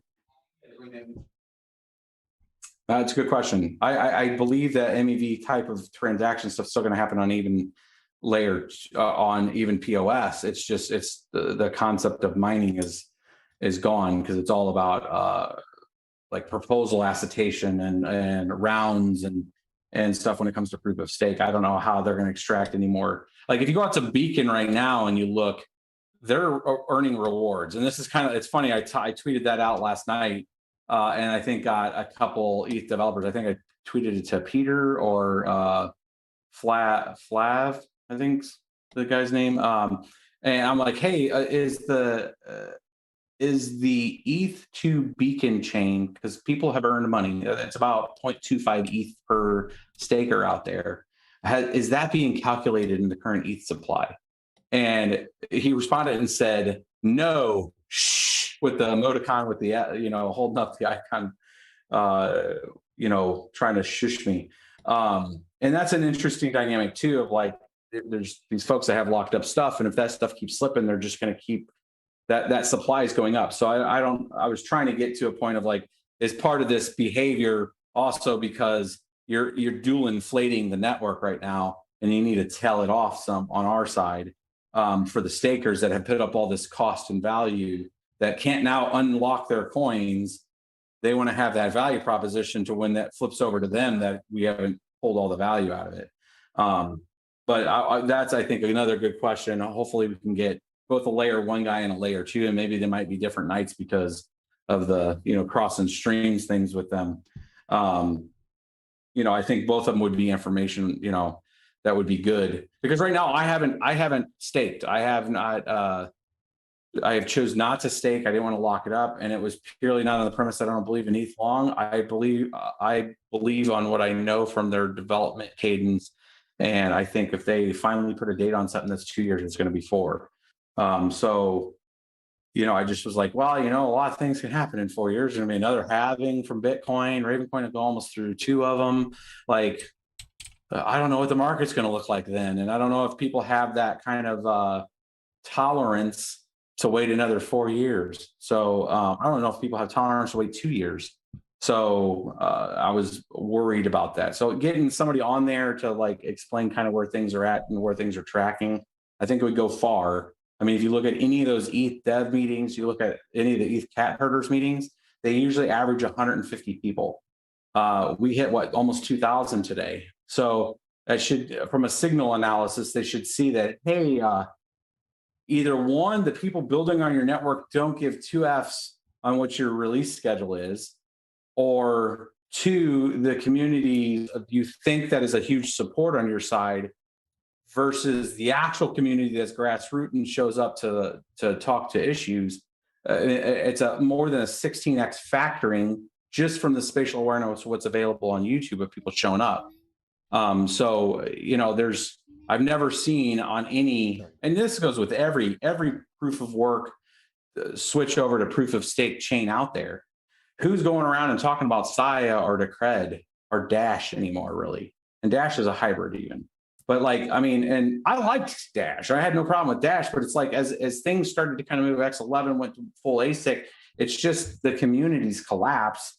And it's a lot more about like features, and you only have you don't have huge communities like this. So, getting people to come in here to talk ETH2, getting people to talk some of these other features, I think would be good in this format for, our different audiences can ask questions and stuff, and maybe give them some exposure. And indirectly, maybe we can want to be one of the better sources out there to get information out.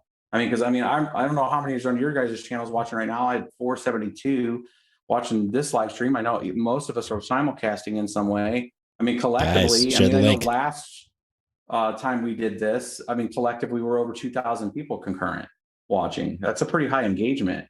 The mining spreadsheet, we blew through 137,000 API calls. Now, part of that was my crappy job the first round on getting the API set up, but we're still averaging around concurrently a day, almost 100,000 people hitting the mining spreadsheet. There's a lot of engagement. And I think if we can tap some of these resources, we can actually be a positive steward in this, and ironically give them a lot more exposure to what they're thinking that they're doing by making changes to the network. Open it up to you guys if you guys think that too. So go ahead. You go, David. I think it's an opportunity for an olive branch.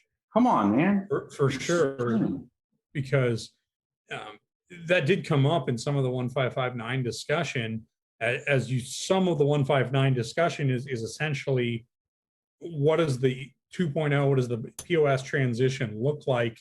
And there were specific questions from the devs. How do we better educate miners? How do we better make sure that they're aware of what's planned as dates do become more formal, how they can get involved, how they can still make money on 2.0, and then what the features are, what mining looks like. They're talking right now about the mining transition plan. There's a discussion out there right now about starting POS and then allowing mining to continue to make money for some amount of time to make that transition nice and smooth. And miners actually will be just mining empty blocks, but getting paid out so that they are not incentivized to resist POS. They have time to transition over without having any kind of access to do any damage. That's just a proposal, but there's a lot of desire to interface with the mining community, educate them, and help bring them into the whole ETH ecosystem. If we can help them do that,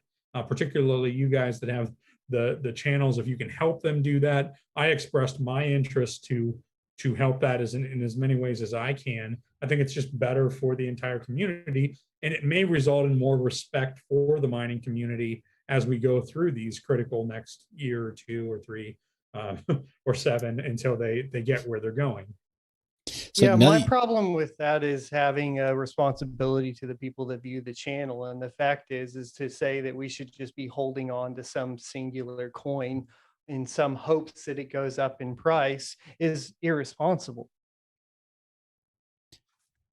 That's probably true. As far, I mean, I think several times today there've been parties that have said, hey, you know, I speak for this group, and so I have to look out for their interests above all else. I'm wondering if you know, we'll use the trigger word just once here behind closed doors. I wonder if a good compromise is for the miner extracted value. And maybe this is more something to bring up with pools, maybe pool operators.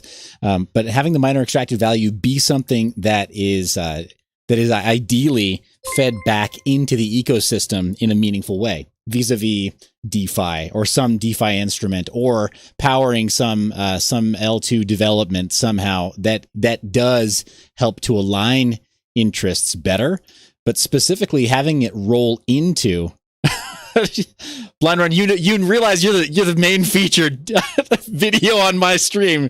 That's why you did all that, didn't you? I'm flattered. No, it really was good. But but I'm wondering if MEV, if maybe a thread that like I mentioned before, maybe an olive branch that can be extended, maybe, and it has to be in conversation with pool operators as they do the implementation. Have MEV be something that turns the mining community, helps them resemble stakeholders in the mainline interests of the ecosystem, more so than just having it be like, all right, well, you know, profit for me to quickly scalp. Spitballing, guys. I don't know.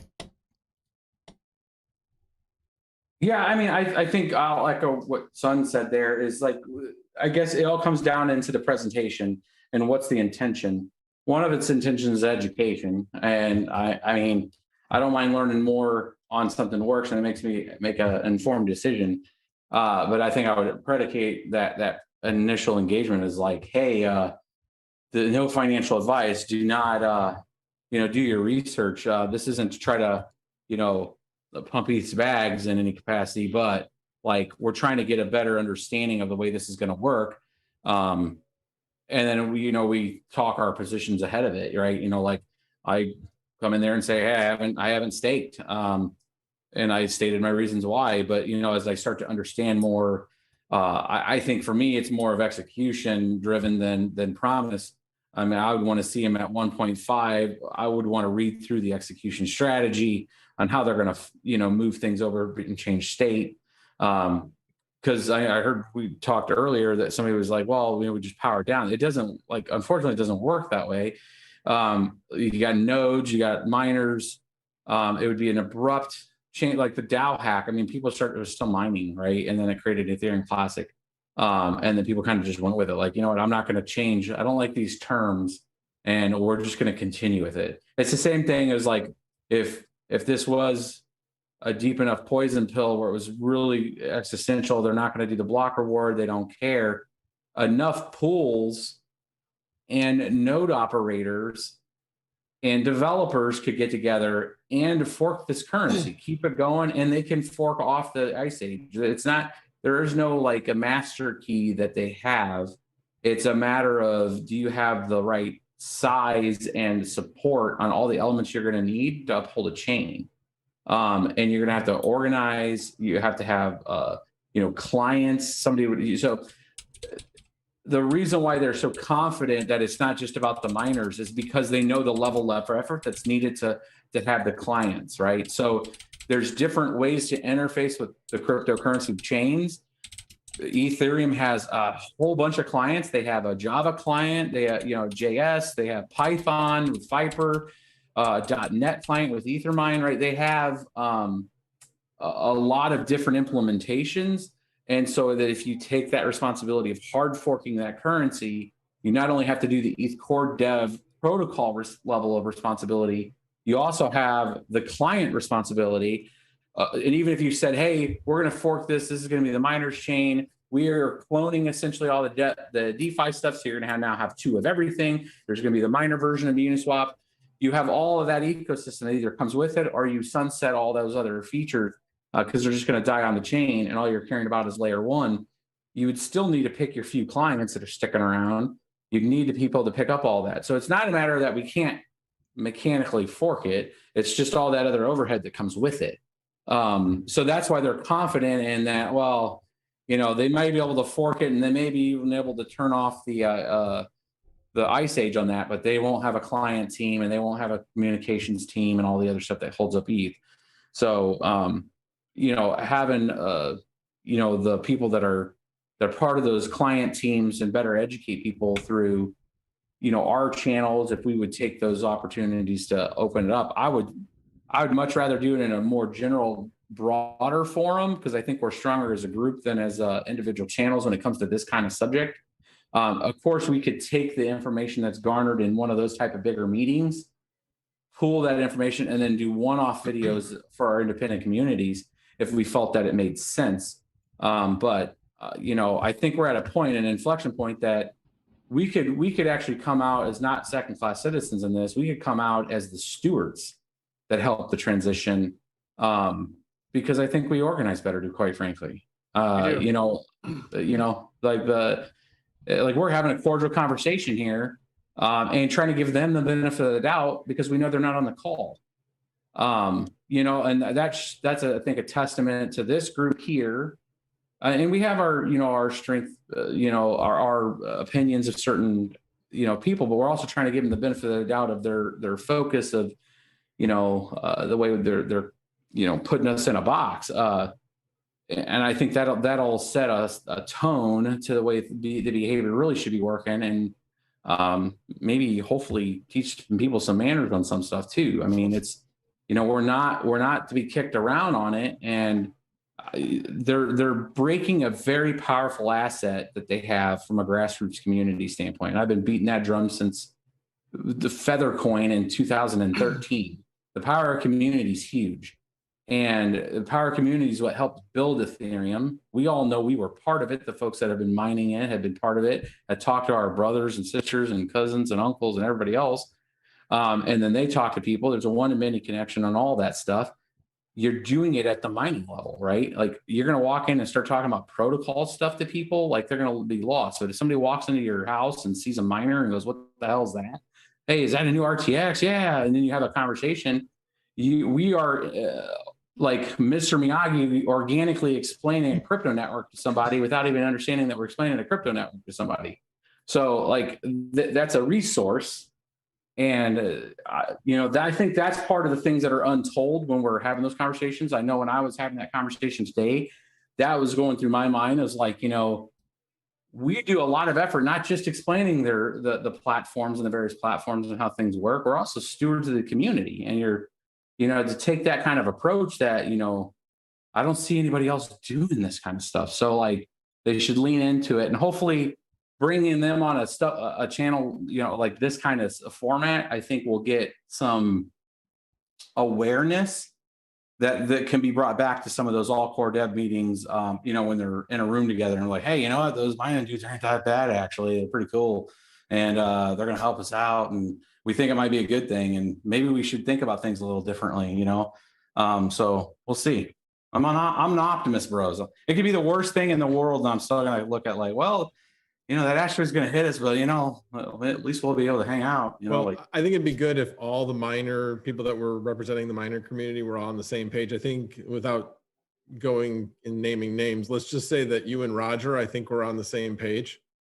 So it would be good. And am I the only one that thought it was kind of strange that this MEV thing was just like thrown into this meeting when we've been talking about this for 3 months? And if that was a an olive branch to throw out to miners that it was only mentioned for the first time today. Has anybody else heard anything mentioned about that in the last 3 months? Not in the past meetings. No, I have not. No, I thought that I said that to somebody else today, that I felt like that was a hey, let's talk about MEV. There's some good points to it. Hey, it's going to reduce, if you really look at MEV, you can reduce the impact of this. But it was clearly a pre-discussed talking point. To elaborate on what Max Voltage had said, I do think miners have been hurt in this discussion. I'm not sure that there was a lot of ground to gain, and I'm not sure there still is a lot of ground that's going to be successfully gained.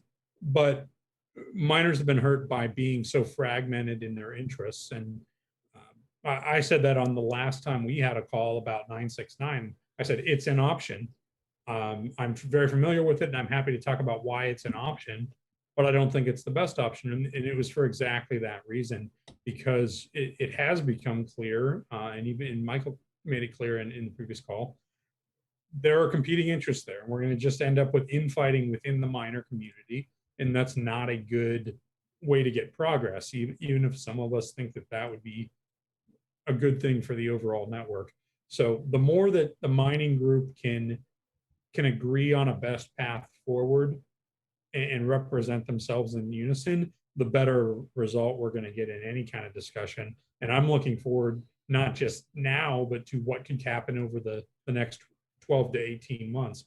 I have concerns that there is a precedent here, that there is a precedent that miners are not important in any way and not to be considered. And 1559 is now laying out that precedent, and there may be other changes ahead of the merge and ahead of POS, as people theorize on possible things that miners could do they don't like. They may decide to start pulling other rugs out from under us along the way, because they no longer consider miners to be important. And if that is the case, it would behoove us to be on the same page and coming from the same place in discussing those matters.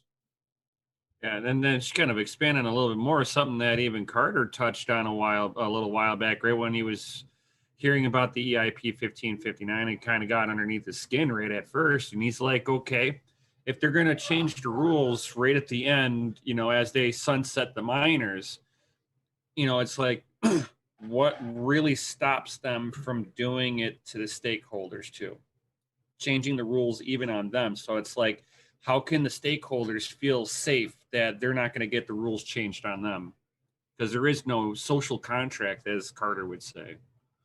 Well, the only reason why I even brought that up is because there was a statement, and I don't remember which developer it was. It was done on Twitter, but and it was, I think, backed up by AFAB, which is interesting to me, that there is no social contract with miners or the stakers, which was interesting to me, and that if the collective whole determined that there needed to be an adjustment to the reward structure, that they would just do it, and that they'll get slashed if they're out of because the way the mechanisms work, the stakers that are mad can destake and leave, or they'll get slashed if they're not taking the proposal against the group, right? And I'm just like, man, that's not the way you run things, bro. Like, that is a horrible concept. And where miners have the ability to pivot, I mean, it's a crappy way to run things, but we can pivot. Like, you do that to somebody that's vested and locked into your coin, you're going to lose them forever. Like, we keep coming back and taking the beatings because the profitability is still going to swing us there. But there's miners I know that have not touched ETH anymore because of after the second time that rewards were pulled, and it went from 3 to 2, it was already kicking it down, right? Like, it was barely profitable at 3, and then it went down to 2, and it did the exact opposite. And so some people are just like, yeah, you know what, never again, thanks but no thanks. And now I wanted to make sure it was very clear that if that's just a couple of people shooting from the hip and there's no say in this, and it's just them being that minds, being that kind of a person to say, well, we can change it with the stakers too. I'm like, hey, like, mining, because of the way it's designed, it would be very hard to like launch a lawsuit or anything to that effect. It just wouldn't, it'd be very messy and very expensive. I think things change a little bit if you start really playing with the monetary policy on stakers, especially in some jurisdictions, because you're doing a fell swoop on the network. So while you'll probably be okay in the US, you might not be okay in the UK. And you got to like, they're getting into muddy waters when they start messing anything with monetary policy. I think we're going to get to a point where this is going to be one of the last, I think, phases to where they can actually do this as big money's coming into this. Like when we're talking 1.5 trillion across the whole market cap, I think monetary policy in general, and it's only going to take one to get a class action against them to then pause all of this kind of mid-flight changing stuff. And that's why I never really pushed hard on the ASIC side either, is because they had their point. They had their time to be able to do the ASICs before new stuff was taped out in 2018. That was missed. So now to do it now, that's why I wasn't in there beating on 969 or Prog POWs, because there are people that have bought, and there are companies that, in a silicon that have, orders, and it's a disaster. And if I was those companies, I know the way I would react to it. And I would look at my options legally to try to, stop that, because you're like, hey, you guys had this plan and now you're changing it. So I'm trying to put my head where the ASIC maker was at that period in time. And that's why I haven't really pushed for it. I mean, and it's different when the network is an existential risk, and we know that no GPU's profitable, then there's a network decision from a security risk standpoint, and then they could take that on for the greater of the good. And then there's a good chance the ASICs will either just get screwed over, or, maybe they lock it up into core too. Instances like Monero with like the bit streams, most of that stuff with the FPGAs, and people can rewrite bit streams. And it happened, 3 times with the Crypto Night and then Crypto Night V7. And they just kept doing it. And then finally they went to RandomX, right? So Ravencoin did it too. But I think we're getting to that point where once the rules are set, it's going to be really hard to change them, just because we're getting into this more globally accepted, integrated JP Morgan and everybody being part of this. And it's all one big kumbaya world where it's moving to more of a federated design than a centralized or a decentralized design. And not because the ecosystem and the rules are changing, it's because where the platforms are going to be running. Where we all pretty much know that ETH 2.0, those nodes are going to be on clouds. If they're not on clouds, I'd question the people's understanding of, the uptime. If you're putting up ETH and it goes up to $10,000 in ETH, and now you have $320,000 in a single staked node, at $320,000, that's when you start looking at like Amazon Web Services with 5 nines uptime, right? Because you don't want any kind of slashing ability. Or you get slashed. So if you have all of these networks now on large clouds, you've effectively federated the network to where there's a lot more influence that can come on from municipalities, from different laws, GDPR, all kinds of things now when you're on managed services side and not decentralized. It hasn't been answered on ETH 2.0. That's one of the questions I kind of wrote down here that I'd like to talk to some of those guys. I mean, are they even tracking that? Or are they just building this thing and it gets ran somewhere else and they're not tracking it? There's some big questions I think that need to be answered from that risk standpoint, where people are touting decentralized, we're changing finance. But it's just like, no, bro, you're just an app running on a cloud, and you're going to be subject to the same kind of rules. And you're not really innovating now anymore because you could be shut down by, the UK or somebody. So I think a lot of questions will help get some of those things answered if we can actually get them into a room. And none of them are going to be, I think we got to be able to make sure that just like any of us, like no matter how much we're researched, none of us are like, quote unquote, like, I don't know. I don't consider myself an expert. I consider myself just here and been around for a while and had a few cycles. So I feel confident in certain things, and certain things I'm still learning. I think if we have any of them on, we premise it with, hey, we know you're not the decision maker, but you're a pretty smart dude in this spot, and we got some questions. And, just take some of that off the list to make them feel like they're not trying to talk on behalf of all that network. And I think we'll get some good responses if people are comfortable. Let you guys talk for a second. Well, my response, like to sum it up, like when I was watching this morning with you, was most of these people are smarter than me. However, they know it and seem to use that as an excuse to ignore valid concerns. Yeah, and that's how I felt about it. That's pretty much how the posturing and the gesture. I think Nemesis was talking about it. Their posture and the gesture kind of their body showcase said it all. So, but I mean, Mr. Carter, I apologize if you had to mute me earlier. In summary, because it's getting late here on the East Coast. If you can somehow, because you have more sway than I do, a smaller channel, you can somehow get, X, Y, and Z to participate in an open discussion format such as this. I'd be down to listen and post questions. I would take notes again, because I'm still learning myself. Now, one thing I want to say in closing, first off, is gentlemen, thank you all for everything you do for the mining community. That's one of the reasons why I love the mining community, is because we all communicate, work together, share data, and information with each other. So that way we can, one, educate the masses or help promote. And one of the things that we promoted with much of our videos and content was Ethereum. So I don't think they're factoring in the amount of content that we produced on mining Ethereum, various miners, Claymore, Phoenix, T-Rex, every GPU testing and stuff like that. All that gets attention to the Ethereum network as a whole.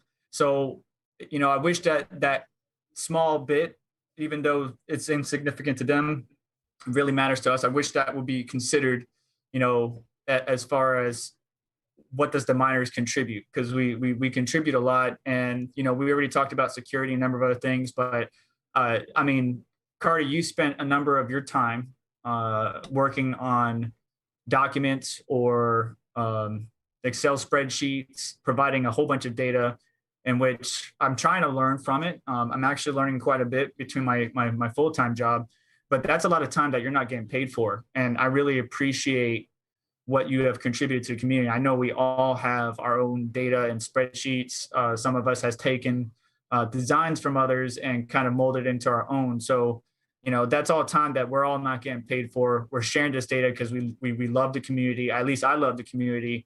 And I just want to share the data and help other people out in this world. That's the way I carry myself. That's the way my mother raised me. That's the way I'm going to continue to do so. And I just want to thank you and let you know that I appreciate you. Sure, my dude. And not to make light of the whole situation too. It's like, okay, ETH finally sunsets the miners. What are we going to benchmark our GPUs after? Because everybody's like, oh yeah, what does it mine? 31 mega hash. Oh, Ravencoin. But that's also sporadic a little bit too. The standardized hash rate, right? We need a standardized hash rate. 31 mega hashes. Oh, like on Ethereum. Oh yeah, like on Ethereum. Yeah. Everybody benchmarks off of Ethereum. I mean, that's like the equivalent of all these extreme overclockers benching on what is it, Time Spy. I'll just make a new chain called Review Coin. Yes, it's still Ethereum. It's still ETH cash. You can mine it. It's absolutely worthless. The only people I have is CryptoKitties, but we can get benchmark. Carter, you might know about this. Remember, you still use Benchmate at all to do any not mining, but just benchmarking your hardware? So I still participate in hardware bot competitions and stuff like that, like overclocking enthusiasts. I know Nemesis and I were talking about offline, like LN2 overclocking and stuff like that. But I wonder if there could be a way, and David, maybe you could shed some light on this, because I do want to wrap this up because I'm getting tired. But if there's like a Benchmate type program, right, where you have all these different miners in it that can be Nice Hash pulls the latest miners, or Awesome Miner pulls the latest miners into the program, and you can literally bench each algo. And like you talked about, even though it may not actually bring you any currency out of it, it could actually bench maybe the OG Ethash or Dagger or whatever, Kapow, stuff like that. That'd be a really cool program, but I don't know anybody that could even make that, bring that into fruition. I mean, NiceHash does that already, kind of. Yeah. It has a benchmark mode. Yeah, but once that's how they paid everybody back. Look, I'm not going to get into it today. Listen, I'm not going to go here. I'm tired. I mean, if we do get to a point where you've got a new generation of GPUs and nothing to mine on them, that's going to be a sad day because I'm not going to be able to justify why I need to expense the newest GPU. So.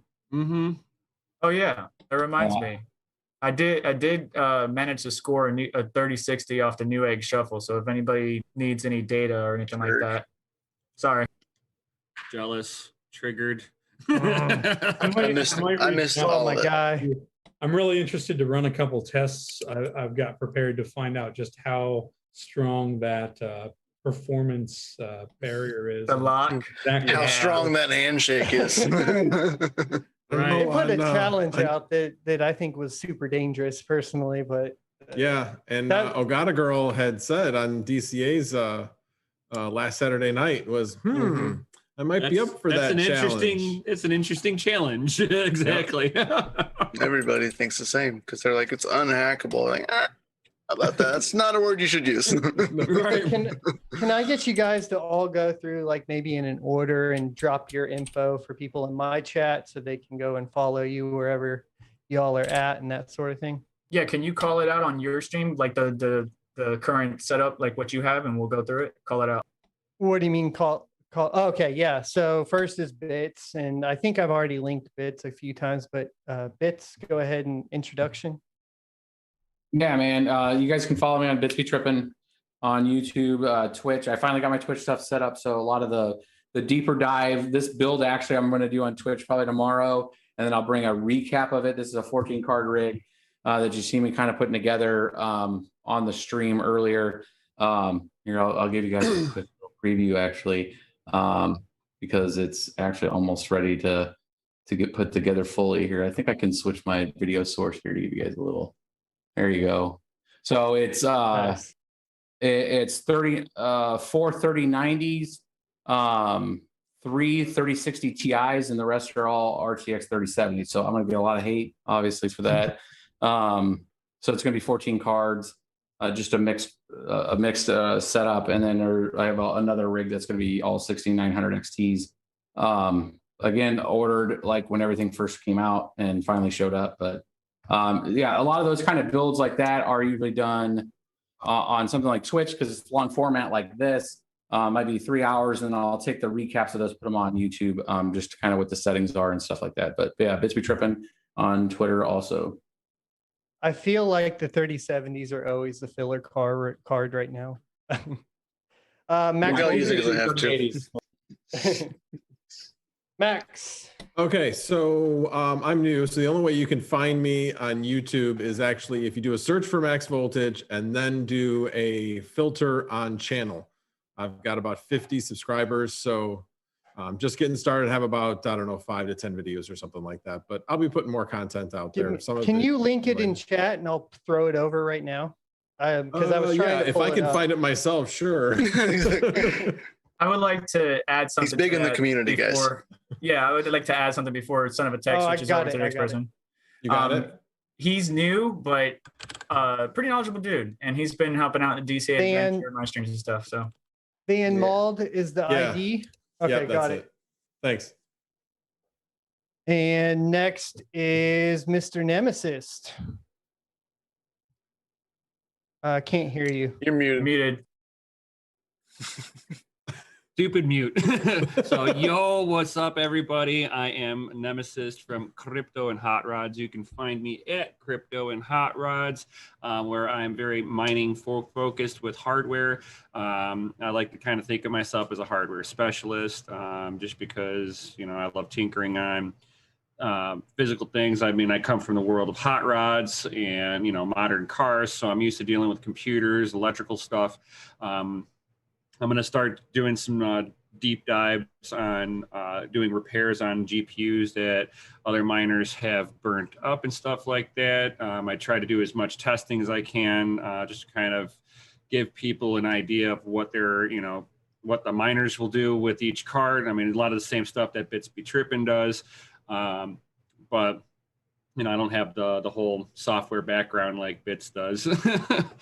So, I mean, I kind of take a look at it from the actual using standpoint. So I know how to manipulate what's already given to me, but I don't know how to write the stuff myself, which gives me a unique perspective of your average at-home miner. And that's the kind of viewpoint that I kind of get across, and then try to help everybody do, kind of troubleshoot some of the hardware limitations that they're coming across. So.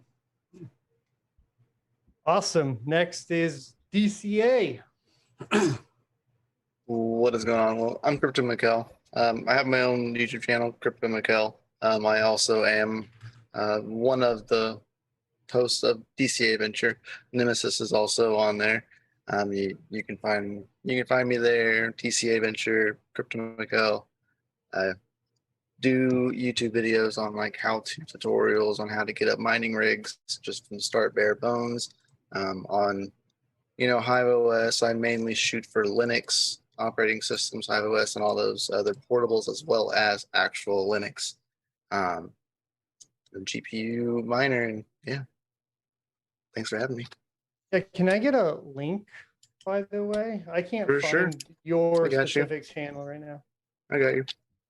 I put it in the Zoom chat for mine. If you didn't, I got yours already. Okay, cool. I've had it, and I thought I had Mikkel saved, but I'm having trouble pulling it up for whatever reason. Got you.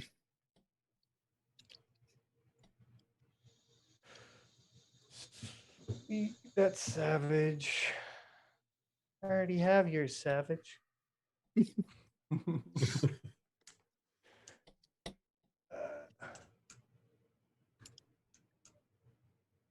Who's next on yours? It's going to be Mr. Serpent.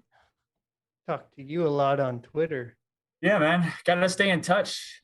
So my name is Vega in real life, but my name is SerpentX. I have a channel called SerpentX Special Forces. I do a lot of YouTube content, but it's not just strictly crypto. I do like doing tech reviews, teardown, stuff like that. I'm really a hardware type of person. I like to get deep dives and figure out how to hardware, try to break things and fix it. But I'm not really too much of a software dev type person. That's where the other gentlemen in the stream come along. But you can find me on Twitter at SerpentXSF, YouTube, Instagram, all that. My handle is at SerpentXSF. All right. And you have you should have my channel, right? I'd be hurt. My feelings will be hurt if you don't have my channel, SonOfATech. He's not going to say anything. You're muted. You're muted. Just take that as I didn't say anything. I've never heard of your channel. Nope. No, I got it linked already. He's like, oh, I've been hurt. Mr. David, anywhere you'd like to shout out or anything like that? Yeah, I mean, just so anybody who wants to get a hold of me for any reason knows, I'm David Stanfill. I'm on a lot of different Discords as GPU Hoarder, do hardware engineering, software development, bits silicon development, all kinds of things. I'm also on Reddit as David Stanfill, so that's probably the easiest way to get a hold of me if somebody wants to get a hold of me. Just remember, everybody, he's GPU Hoarder. He has them all. Got him. All right, and Savage Mind, my dude. What's up, guys? Hopefully you can hear me. I know I've been like super quiet the whole time, but I've just been taking it in because I wasn't able to be in the meeting today or the call. So I'm just kind of like soaking it in. I know that there's like miner extracted values, some new terms thrown in there. So I've got some research to do, but yeah, I'm Savage Mind on Twitter, YouTube, all that cool stuff. You guys are awesome. Thanks for having me here. It's amazing to see all these folks up here with me or me with all these folks that I've been watching for so long. So this has been really awesome. So I really appreciate it. Well, all y'all did a fantastic job, and my chat is saying to thank every one of you. So hopefully they'll reciprocate by following my links and giving you guys a little bit of subs. You're gonna leave out Seth, Mind Your Biz? Did I miss Money it? Chamber? Oh my God! I thought you were saving loudest for last. And I knew you were on the call, and it's terrible. Hey, look. This is why Bits is the host. So Seth Estrada, I got your channel too. This is easy. Well, hey, I really appreciate that. So to echo what Savage said, it really is a pleasure to have that large scale event happening. I mean, it kind of begs the question, why weren't we doing this for forever? Because this is awesome. Yeah. But background here, watched Bits' stuff, watched actually a lot of your stuff, Blind Run, because Matt was he's more OG than a lot of people give credit. What you guys have built is just amazing. So I mean, I feel like a grifter by comparison when it comes to the mining content. I like making spreadsheets and testing old gear and trying to like make a penny squeal. That's kind of more my deal. If there's old hardware or it's something you don't expect, should mine. I like trying to get my hands on that kind of stuff and really go for the value play in mining. Just found hardware, or anybody who's wondering, can I turn spare compute cycles into money? And I like approaching it from that perspective. My content these days is a lot more focused on user data privacy and getting into crypto and not getting wrecked. So like Blind Run did on his channel, talking about rotten seeds, talking about potential exploits, to be involved in crypto today, especially during a bull run now where the bad actors, they know that if they can find crypto wallets, they're going to make out better than ever before, right? So security is paramount. Privacy is just a part of that. User data privacy is just a part of that. So that's where a lot of my content is headed right now. But proof of work, man, this is what powers the whole thing. Kind of underscoring what our whole conversation has been about the whole time. Anybody who loses sight of proof of work, they don't get it, right? Hashcash, Adam Back's contribution to Bitcoin, and adding proof of work to digital currencies. That's why we're here at all. That's why any of us has a portfolio that includes cryptocurrencies at all. So I definitely, at every opportunity, I pay my respects to mining at any scale. If you're doing it on a Raspberry Pi, or if you're doing it with an airplane hangar full of your own custom FPGAs or whatever with custom bit streams, don't care. Everybody in between, you're contributing in a meaningful way. So that's my take on it. Awesome, dude. And yeah, the security is super important. Mr. Mining Chamber, last but not least. Are you here? Can't hear you if you're talking, buddy. Can you hear me guys now? Now we can. Okay, awesome. So thank you guys, first of all, for having me in the call. It's been awesome. I'm just like Savage Mine here, soaking it all like a sponge, and now I'm like a wet towel right now. It's completely filled with information. But yeah, it's been great learning from all of you guys' opinions. And as an introduction, my name is So. I run the channel Mining Chamber, and mainly for just step-by-step guides and getting newcomers in GPU mining and getting them going. I gotta admit, like, all of you guys' content are amazing, and SonOfATech, your videos lately have been killing it, like such informative content. And yeah, thank you guys for having me here. Definitely such a learning experience. Get it. All right, guys. Did I miss anybody this time? I'm going to be more cautious. No, you got everybody. I think we got it. All awesome, guys. Thanks for being on the call, and thanks for putting this together, Bits, man. For sure. Yeah. Yeah, go ahead. I was going to say thanks for representing miners. That definitely didn't seem like an easy task this morning. I was watching and I had to calm down. I won't lie, because it seemed pretty rough. So thank you for doing that. Mm-hmm. For sure. Yeah. It was fun. There was a few points that I was usually I'm pretty calm and collective, and I try to take it on. My biggest thing is on time boxing. I start to say a lot, like, and I'm going through a lot that I want to answer, but I knew I was going to be time boxed. So that's probably the hardest part of that. You were not the worst one by far. I will tell you that. There was a lot of people doing It was driving me crazy. Yeah, I try to get a little better at that. And I had a lot of notes, but it was more of this wasn't about just trying to say a piece. It was more of trying to react to what their questions were, and then I don't want to say rebuttal, but like just kind of clear up some of the misconceptions. It felt like more of a responsibility than trying to get a point out at that point. But yeah, it was fine. I mean, I live for that kind of stuff. I mean, my day job puts me in front of sometimes pretty interesting situations where people sometimes can get pretty heated, especially when you're talking like big proposals and stuff, and you have to do what they call oral presentations and stuff. So I mean, I've been doing that kind of stuff for a while.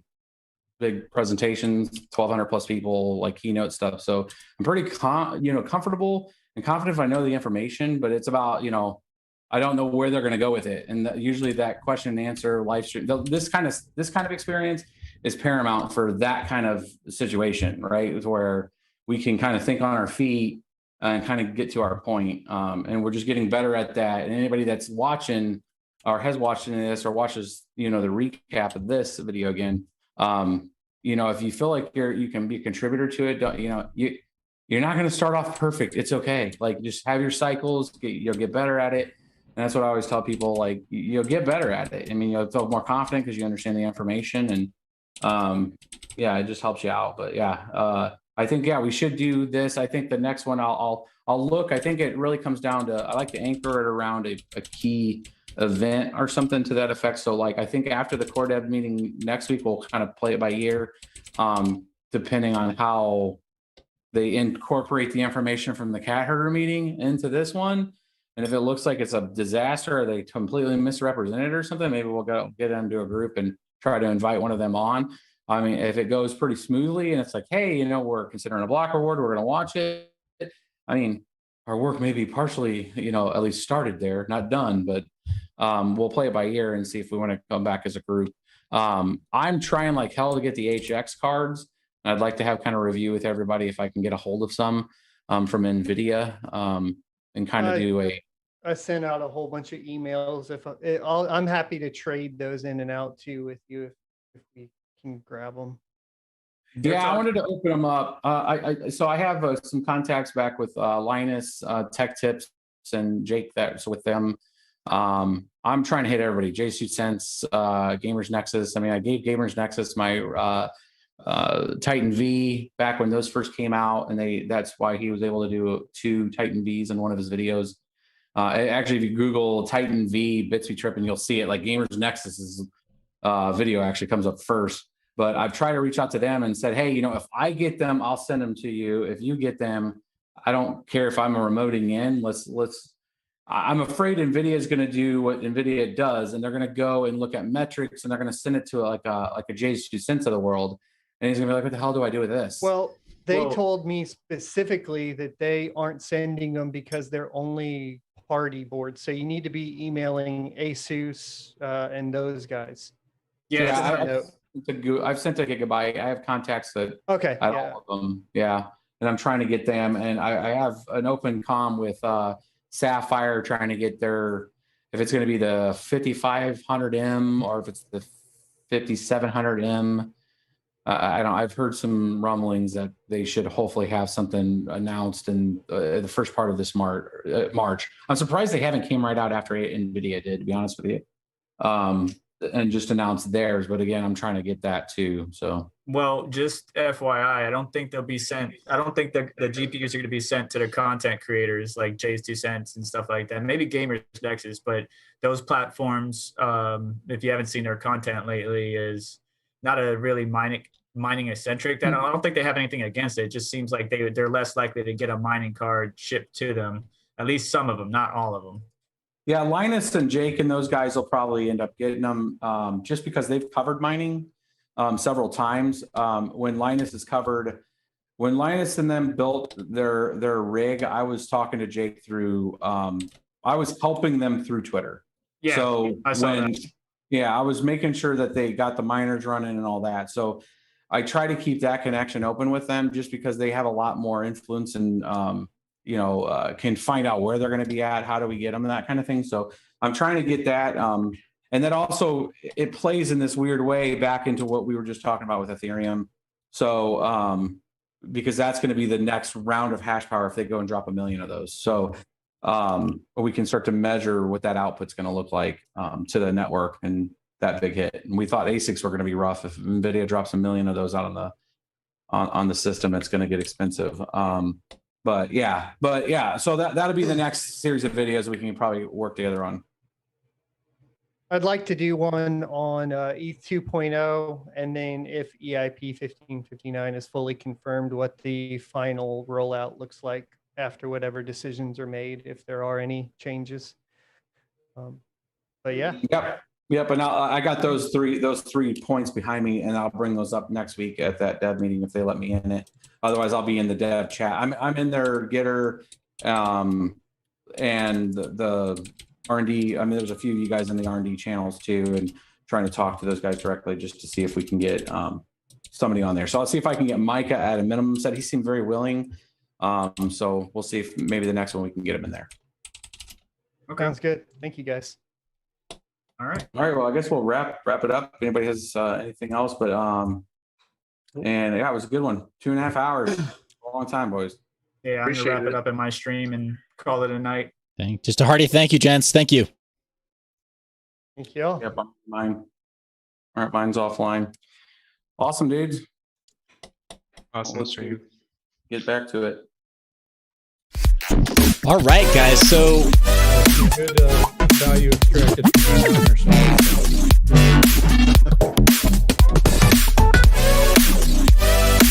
Alrighty, guys. So thank you for hitting that subscribe button. If you made it all the way to the end of this live stream, what did you think? I mean, EIP 1559.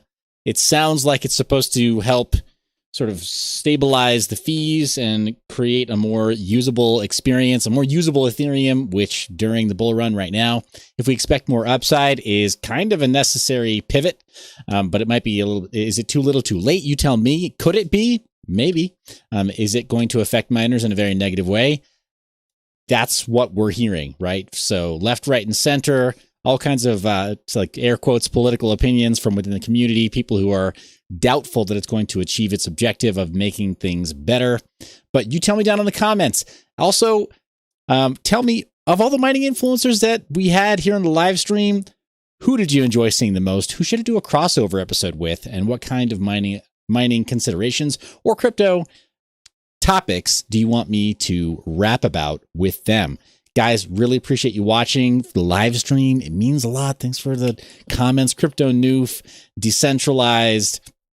Gosh, let's see. Who else do I call out here? Squanch, Might of a Squanch. Thank you so much for being present tonight. Voltron, Vorn, Yankee, just all of you. T-Bone, everybody. Thanks so much for stopping by. You're the reason I make this media, guys. Love your face. Thank you so much for watching all the way to the end of the video. If you want to be notified of videos like this in the future, first off, click subscribe, press the bell icon. Additionally, you can sign up for the Mind Your Biz email newsletter. That'll give you exclusive access to certain freebies, notifications for deals within the cryptocurrency mining space, as well as some of our flash sales for merchandise, which you can buy with cryptocurrency. That's right. It's the only cryptocurrency merch that you can buy with cryptocurrency. We practice what we preach. As always, thank you so much for watching. You're the reason I make this media. I love your face, and I will see you in the next one.